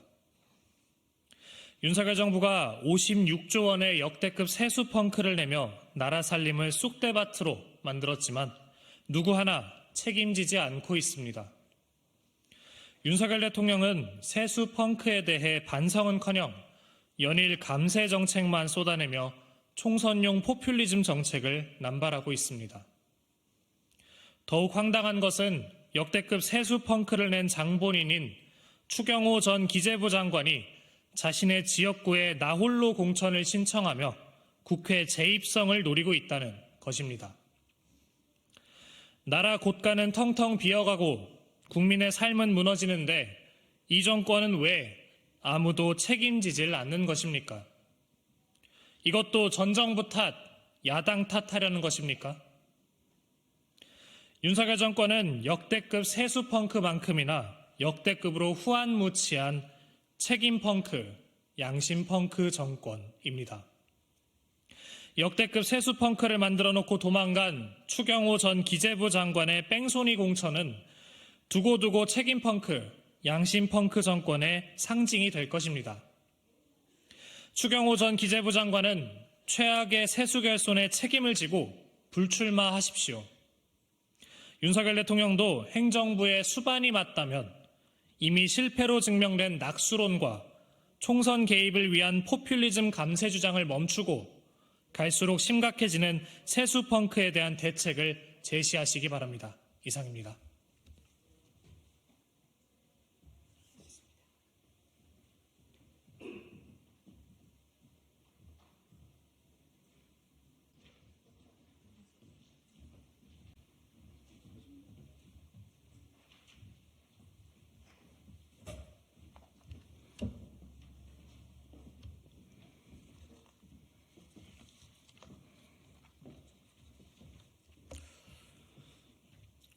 안녕하십니까.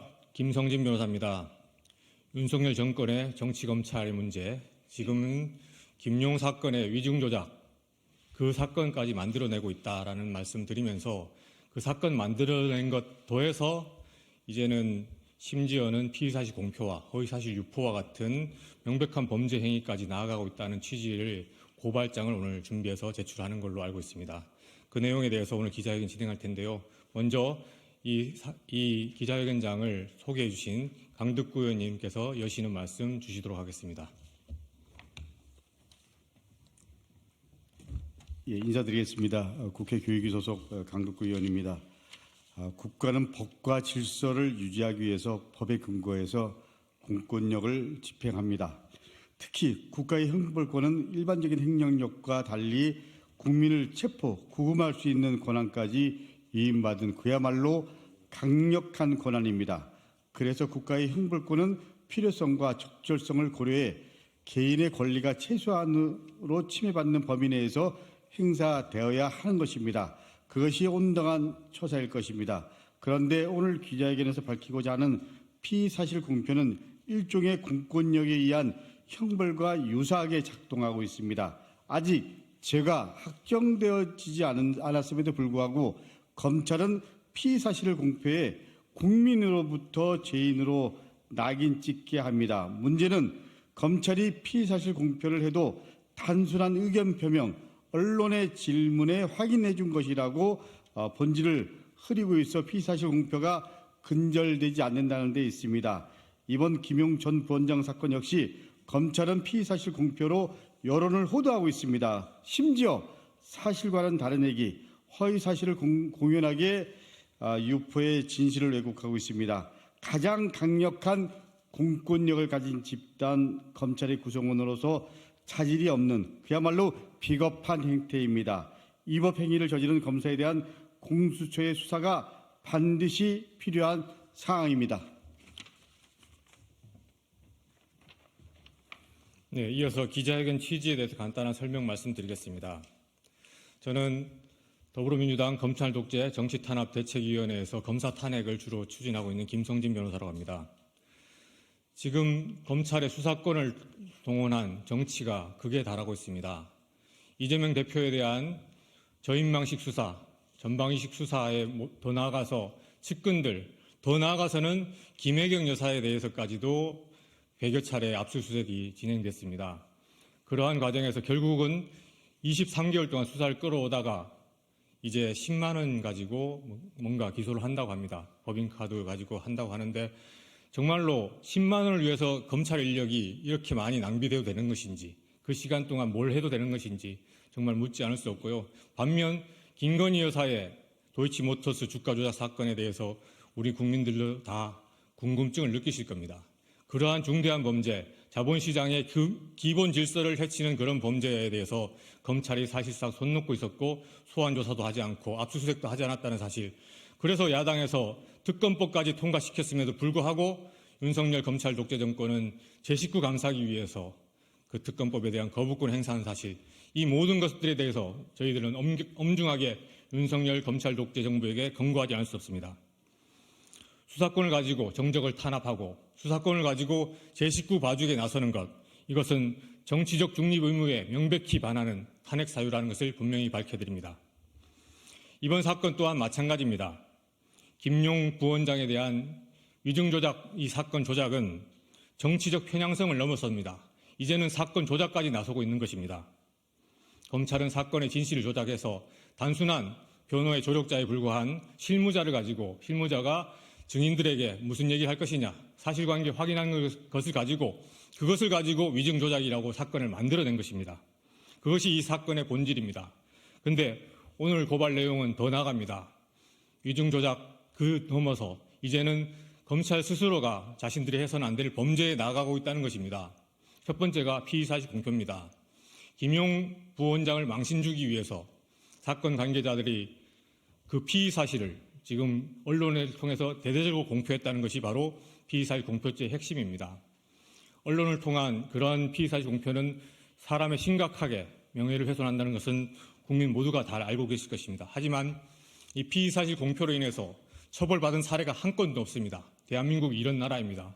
검찰과 경찰이 아무리 사람의 인권을 침해해도 지금까지 피의사실 공표죄로 처벌받은 검사 한 명도 없다는 것입니다. 그 문제 분명히 제기하고 더 나아가서 지금 허위사실 유포죄를 저질렀습니다.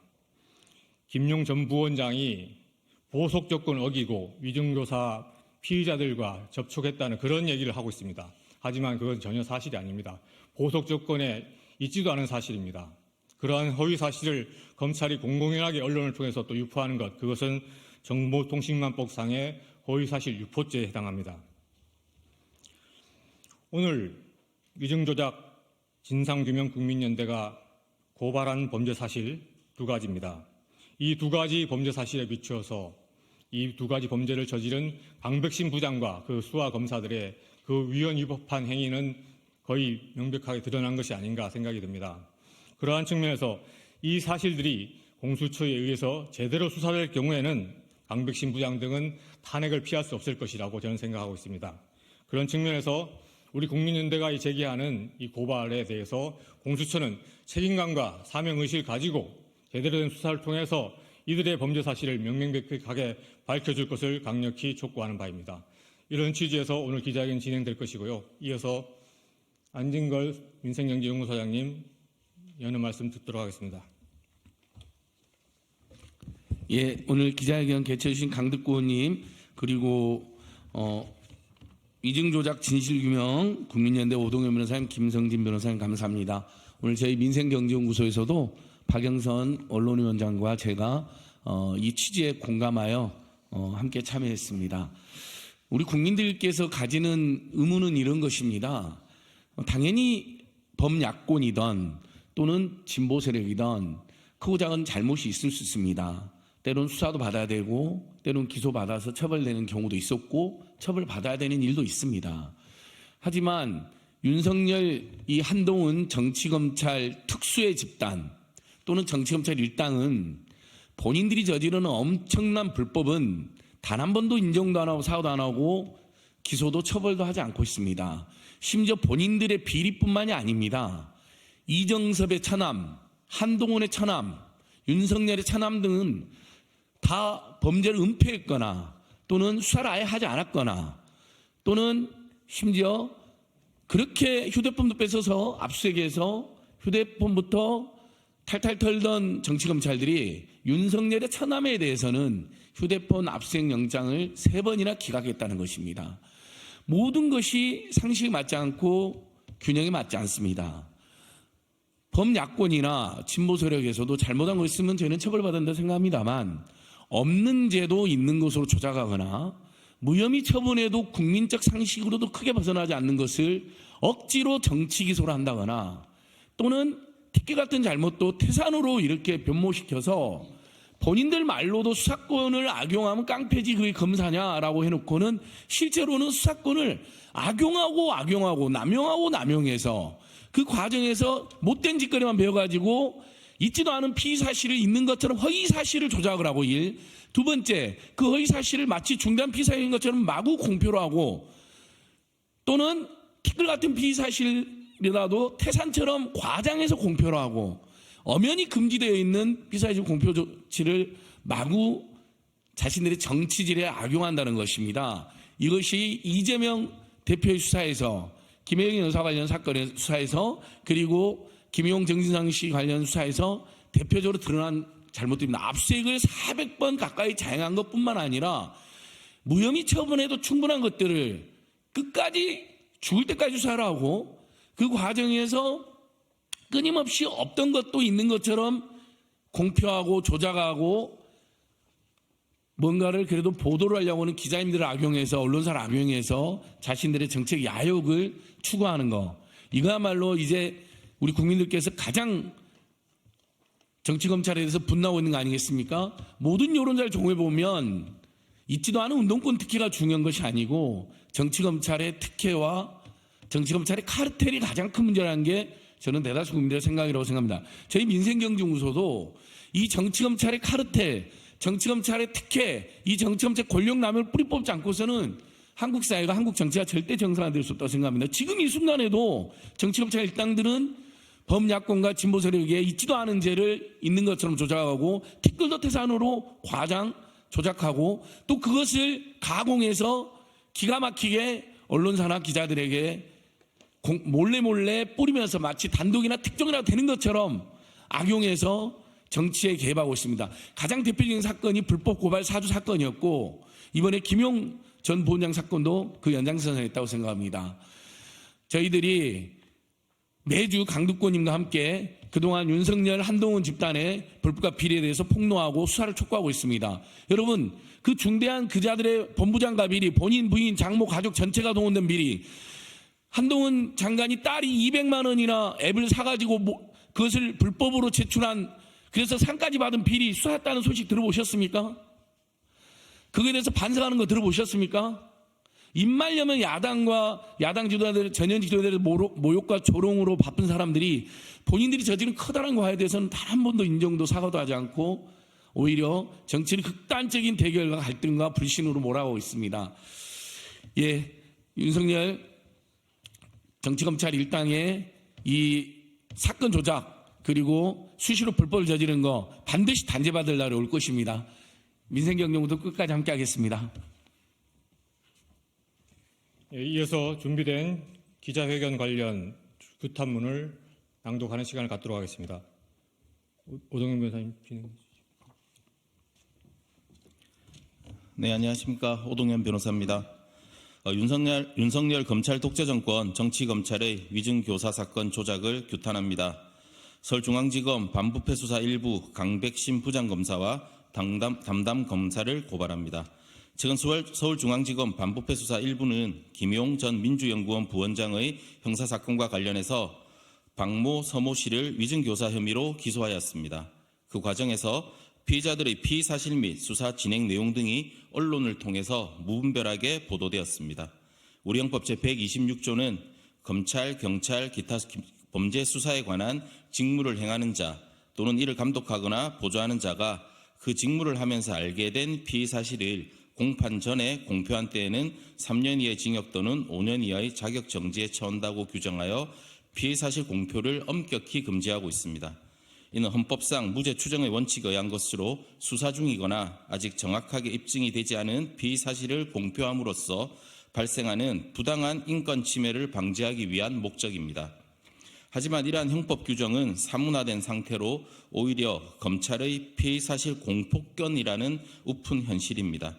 지난 30여 년간 경찰이 피의사실 공표가 위법하다고 판단하여 검찰에 송치한 건만 수백 건에 이르지만 기소된 건은 전무합니다. 그리고 아예 수사 단계에서 묵살되거나 내부에서 무마된 사건은 훨씬 많을 것으로 예상됩니다. 이러한 피의사실 공표는 목적과 목표를 정해두고 진행되는 소위 특수수사 과정에서 남용되어서 피의자들을 악마화시키고 무리한 수사의 정당성 확보를 위해 오남용되고 있는 것이 현실이며 많은 부작용을 낳고 있습니다.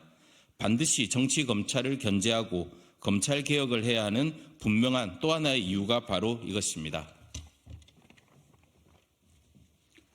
네, 김기영 변호사입니다. 그리고 강백신 부장검사는 2024년 1월 31일 김용 전 부원장을 비방할 목적으로 여러 인터넷 매체 등을 통해 김용 전 민주연구원 부원장이 법원의 보석조건을 어기고 위증교사 사건 피의자들과 수사 상황을 공유하였다. 위증교사 의혹 수사가 본격화되자 김 씨가 알리바이 조작의 실체가 드러날 것을 우려해 이런 행동에 나섰다는 등 허위의 사실을 공연하게 유포하였습니다. 하지만 당시 김용 전 부원장이 박모 씨와 통화를 한 것은 통상적 통화의 일환이었을 뿐 압수수색 진행 상황을 파악하려던 것이 전혀 아니었습니다. 그리고 김용 전 부원장이 보석 조건을 어기고 피의자들과 수사 상황을 공유한 사실 역시 전혀 없고 당시는 박모 씨와 서모 씨가 위증교사 혐의로 입건되거나 수사를 받기도 전이었습니다. 이에 저희는 강백신 부장검사와 담당 검사들을 피의사실 공표죄와 허위사실 유포에 의한 명예훼손 혐의로 공수처에 고발하였습니다. 이에 공수처는 지체 없이 두 사람에 대한 수사에 착수해 정치검찰의 조작수사를 통한 선거 개입과 민주주의의 소중한 가치를 모욕하는 형태의 경정을 울려주길 바라며 이 땅에서 두 번 다시 타락한 정치검사들에 의한 국기문란 행위가 반복되지 않도록 엄벌에 처해 주시기 바랍니다. 감사합니다.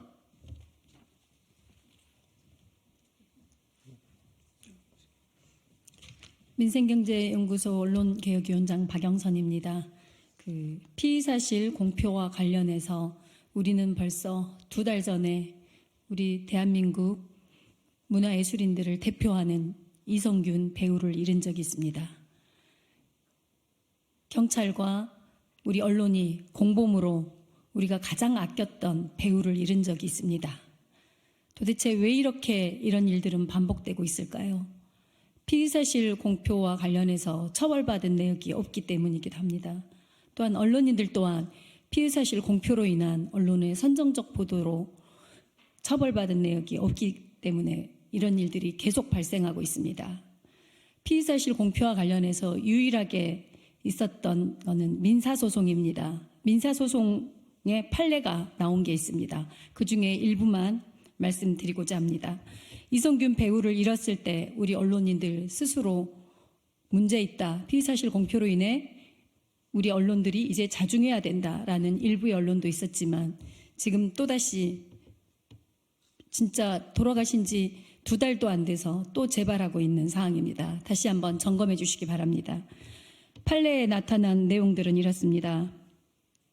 신속한 보도를 요하고 있는 것인지, 정보원의 진실성이 있는 것인지, 그리고 보도로 인해 피해자 등이 입게 될 피해 정도 등이 다 고려된 것인지, 그리고 이를 뒷받침할 만한 충분한 근거 자료, 객관적한 자료가 있어야 되는 것인지, 무죄 추정의 원칙에 이것인지, 이에 대해 우리 법원에서는 유죄를 내린 바 있습니다. 민사소송으로.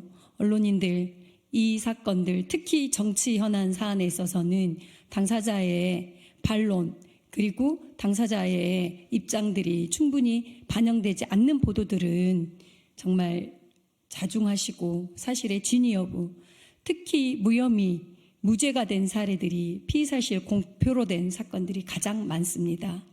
이번 건에 있어서도 정치적인 그들의 목표, 대상이 명확해 보이지 않습니까? 다시 한번 의심해 주시고, 그리고 인권보도 준칙, 그리고 판례들 참조하셔서 신중에 신중을 기해 주시기를 당부드리겠습니다. 이상입니다. 네, 이상과 같이 오늘 기자회견 모두 마치도록 하겠고요. 밖에 나가서 기자님들 질문 받도록 하겠습니다. 감사합니다.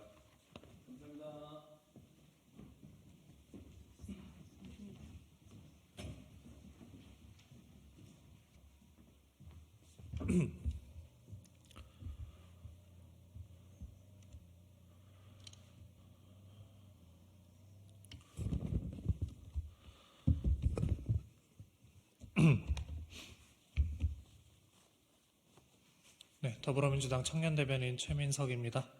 브리핑 시작하겠습니다. 한동훈 위원장은 5.18 광주를 존경한다면서 어떻게 박은식 위원을 광주에 공천할 수 있습니까? 국민의힘 박은식 비대위원이 어제 라디오에 출연해 이승만 전 대통령의 민간인 학살에 대해 민간인을 학살했다고 저는 생각하지 않고 그 단어는 굉장히 조심히 써야 된다는 궤변을 펼쳤습니다. 심지어 박 위원은 당시 대한민국 전복 세력이 곳곳에 침투해 있는 상황에서 핀셋으로 타격하기가 힘들었다라고 강변했습니다. 박은식 위원은 왜 민간인 학살을 민간인 학살이라 부르지 못합니까? 당시 희생된 민간인들이 간첩이라고 주장하는 것입니까? 간첩을 잡기 위해 필요하다면 민간인을 학살해도 된다는 말입니까? 이승만 전 대통령의 민간인 학살은 부정할 수 없는 역사적 사실입니다. 박은식 비대위원은 억지 주장하지 말고 전쟁 기간 얼마나 많은 민간인들이 학살되었는지 제대로 공부하십시오. 심지어 박은식 위원은 대구 10월 사건을 대구 폭동이라고 지칭했습니다. 대구 10월 사건은 진실화해위에서 이미 식량난이 심각한 상황에서 미 군정의 친일관리 고용과 토지개혁 지연으로 인해 발생한 사건이라며 국가의 책임을 인정한 사건입니다.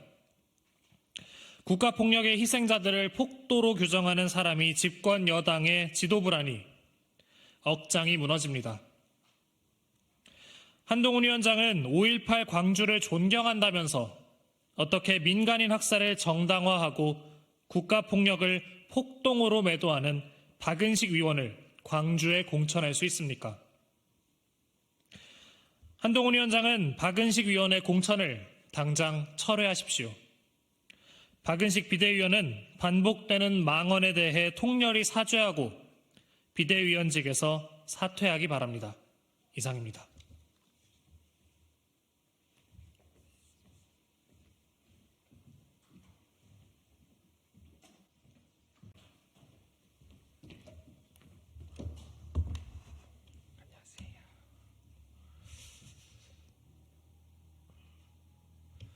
예, 녹색정의당 부대변인 이세동입니다.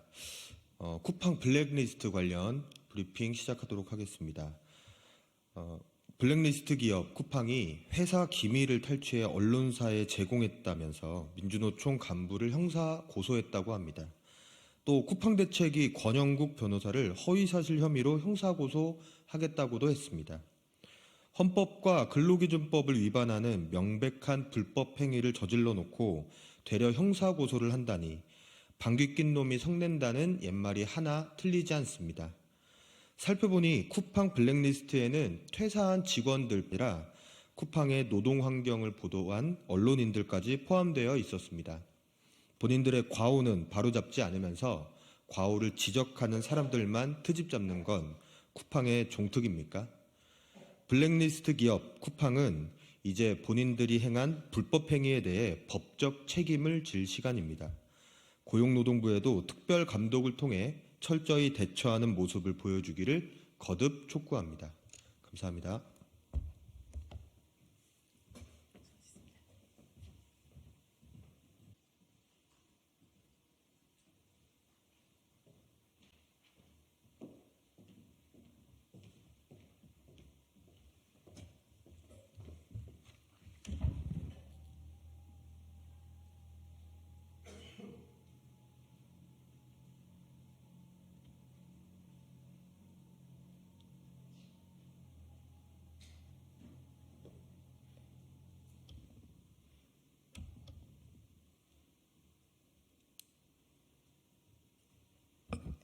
녹색정의당 대변인 김민정입니다. 브리핑 시작하겠습니다. 감사원의 차관급 인사 절반이 표적감사 의혹으로 수사를 받는 인물들로 채운 윤석열 대통령의 독단적인 인사횡포는 반드시 국민들에게 심판받을 것임을 엄중히 경고합니다. 표적감사 의혹으로 공수처 수사를 받고 있는 유병호 감사원 사무총장이 감사위원으로 내정됐습니다. 인면수심하고 윤석열 정권 보위에만 열을 올린 인사의 영전입니다. 감사원이 윤석열 정권의 최전방 돌격대로 완전히 전락한 모습에 개탄을 금할 수 없습니다.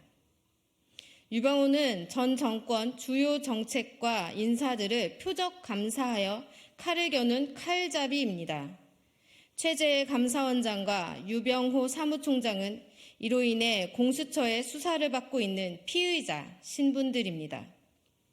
그럼에도 이런 자를 감사위원으로 내정하는 대통령의 결단은 무슨 의도인지 묻고 싶습니다.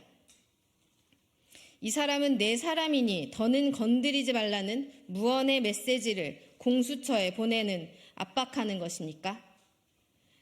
대통령 말 안 듣는 조직은 이렇게 장악할 거라고 엄포라도 놓는 것입니까? 그도 아니면 수단과 방법을 가리지 않고 대통령을 보위하면 이렇게 보상받는다는 걸 보여주는 겁니까? 의도가 뭐든 됐든 윤석열 정부에게 있어 감사원의 정치적 독립성은 교과서에나 나오는 말이 사실은 확정됐습니다. 윤석열식 공정과 상식이 뒷골목 무례배들의 의리 이상도 이하도 아니라는 사실 역시 확실해졌습니다. 윤석열 대통령은 국민이 두렵지도 않습니까? 국민이 두 눈 뜨고 지켜보는 앞에서 어떻게 이런 식의 인사횡포를 할 수 있는 것인지 놀랍기만 합니다. 정권의 입김에 좌지우지되는 감사원은 국민의 불신만 부르는 허수아비 조직으로 전락했습니다. 감사원의 차관급 인사 절반이 표적감사 의혹으로 수사를 받는 인물들로 채운 윤석열 대통령의 독단적인 인사횡포는 반드시 국민들에게 심판받을 것임을 엄중히 경고합니다. 이상입니다.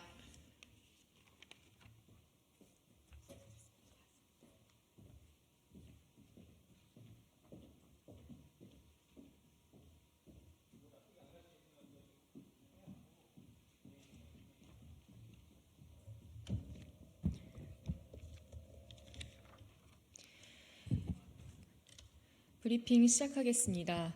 진보당 대변인 홍희진입니다. 오후 브리핑 한 건 진행하겠습니다. 대통령 심기 경호를 위해 카이스트 졸업생마저 입틀막 폭력 제압. 윤석열 대통령은 국민이 두렵지 않습니까? 오늘 진행된 카이스트 졸업식에서 졸업식에 참여한 졸업생이 대통령 경호실에 의해 쫓겨나는 일이 일어났습니다. 축사를 하러 온 윤석열 대통령에게 일부 졸업생들이 R&D 예산 삭감에 대한 항의를 하는 순간 벌어진 일이었습니다. 졸업생들은 말을 꺼내는 순간 입이 틀어막히고 경호원에 의해 사지가 들려 끌려 나갔습니다.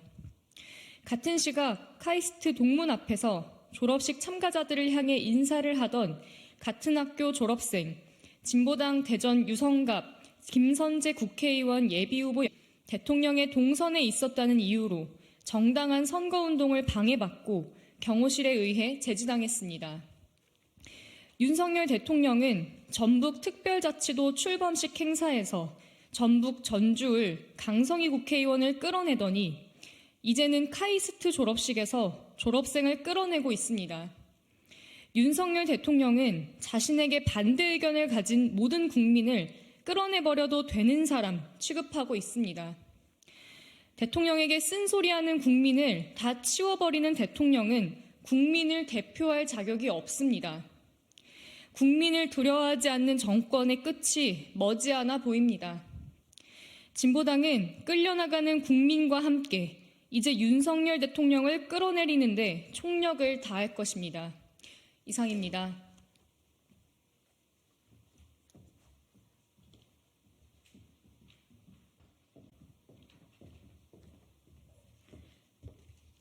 녹색정의당 대변인 김민정입니다.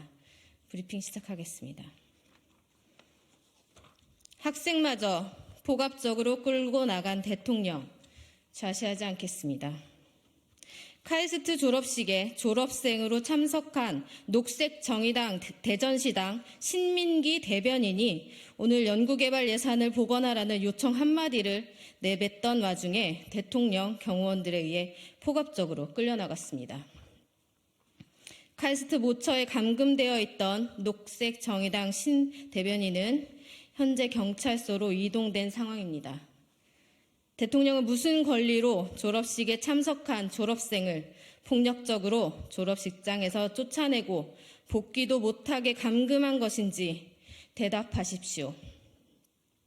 현장에 있던 대통령 경호원들은 졸업 화기복을 입고 위장하고 있었다고 하는데 유신 정권 뿌락치 시대가 재현되는 현실에 어안이 다 벙벙합니다. 앞선 과잉 경호 논란에도 하나도 변한 것이 없는 현실이 개탄스럽습니다.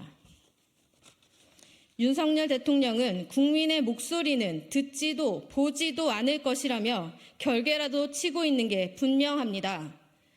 국민의 목소리를 들을 의지는 있는 것입니까? 졸업식에는 일방적 연설만 하기 위해 간 것이고 현장의 목소리를 들을 의지도 계획도 없었으니 경호원들이 폭압적인 과잉 경호로 대통령의 의중을 대변하는 것 아니겠습니까? 임금에게 고하려면 한양으로 가 신문고를 두드려야 하는 조선시대에도 이러지는 않았을 것입니다. 대통령에게 다가가 목소리 내는 학생을 이렇게 때려잡아 사지를 들어올려 쫓아내다니 대체 대통령은 누구를 대변하려고 그 자리에 있는 것인지 묻고 싶습니다.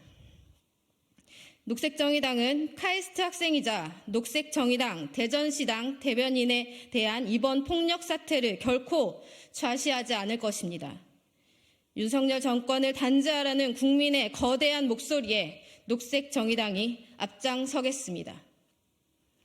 이상입니다.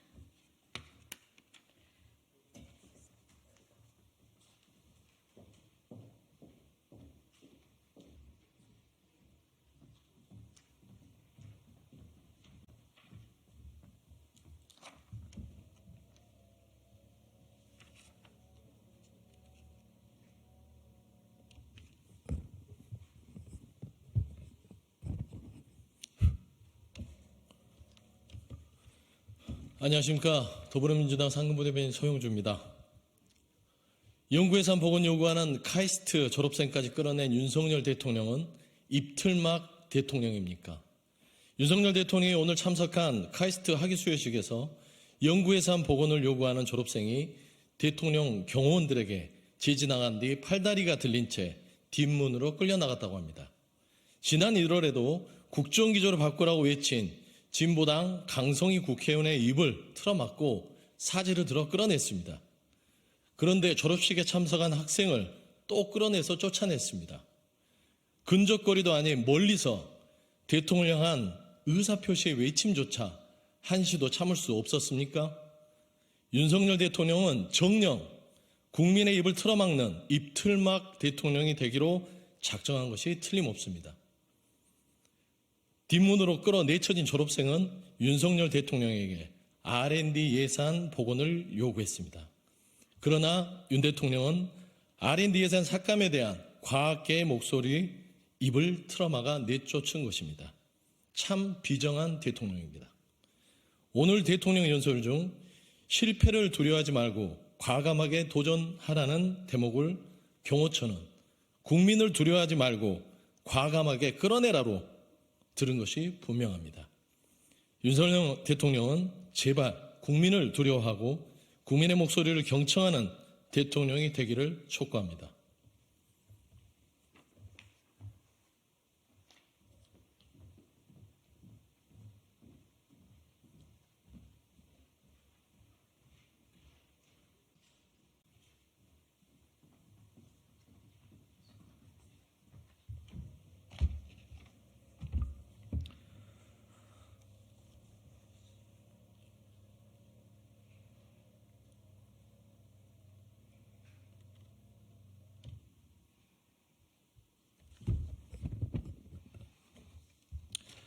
네, 더불어민주당 청년 대변인 최민석입니다.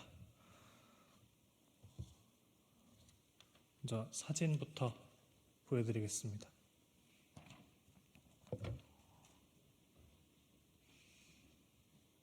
이게 21세기 대한민국의 모습이 맞습니까? 듣기 싫은 말을 하는 사람의 입을 막아 끌어내는 것이 윤석열 대통령의 소통 방식입니까? 오늘 카이스트 학위 수여식에서 졸업생이 윤석열 대통령에게 R&D 예산 복원을 호소하다 사지가 들려 쫓겨났습니다. 윤석열 대통령이 얼마나 국민의 목소리에 귀를 막은 불통 대통령인지 똑똑히 증명하는 충격적인 사건입니다.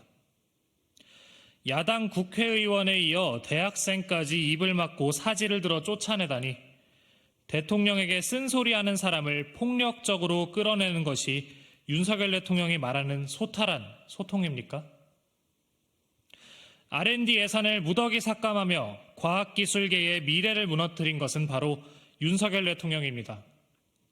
윤석열 대통령은 R&D 예산 복구하라는 청년 과학도의 입을 막을 것이 아니라 고개를 숙여 사과했어야 합니다. 졸업식의 주인공인 청년이 대통령에게 할 말 한다고 입이 틀어막혀 끌려나갔습니다. 어느 국민이 대통령에게 당당하게 할 말을 할 수 있겠습니까? 주권자의 입을 막고 사지를 들어 내팽개치는 것이 민주주의입니까? 윤석열 대통령은 학위 수여식 축사에서 실패를 두려워 말고 도전하라고 말했습니다. R&D 예산 복원을 요구하는 젊은 연구자를 폭력적으로 끌어내면서 대체 어떻게 두려워하지 않고 도전하라는 말입니까? 윤석열 대통령이 말하는 소통, 그리고 민주주의란 무엇인지 묻습니다. 쓴소리에 주권자의 입을 막는 것이 아니라 자신의 고개를 숙이는 것이 소통이고 민주주의입니다.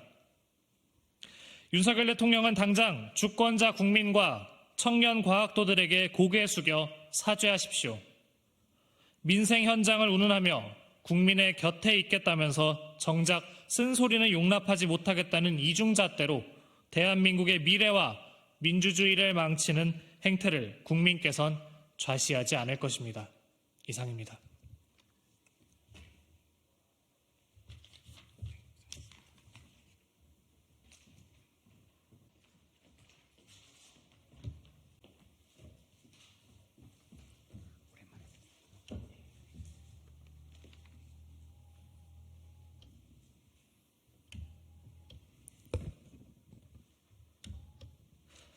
국민의힘 상근 부대변인 강사빈입니다. NLL 관련 논평 온마이크 진행하겠습니다.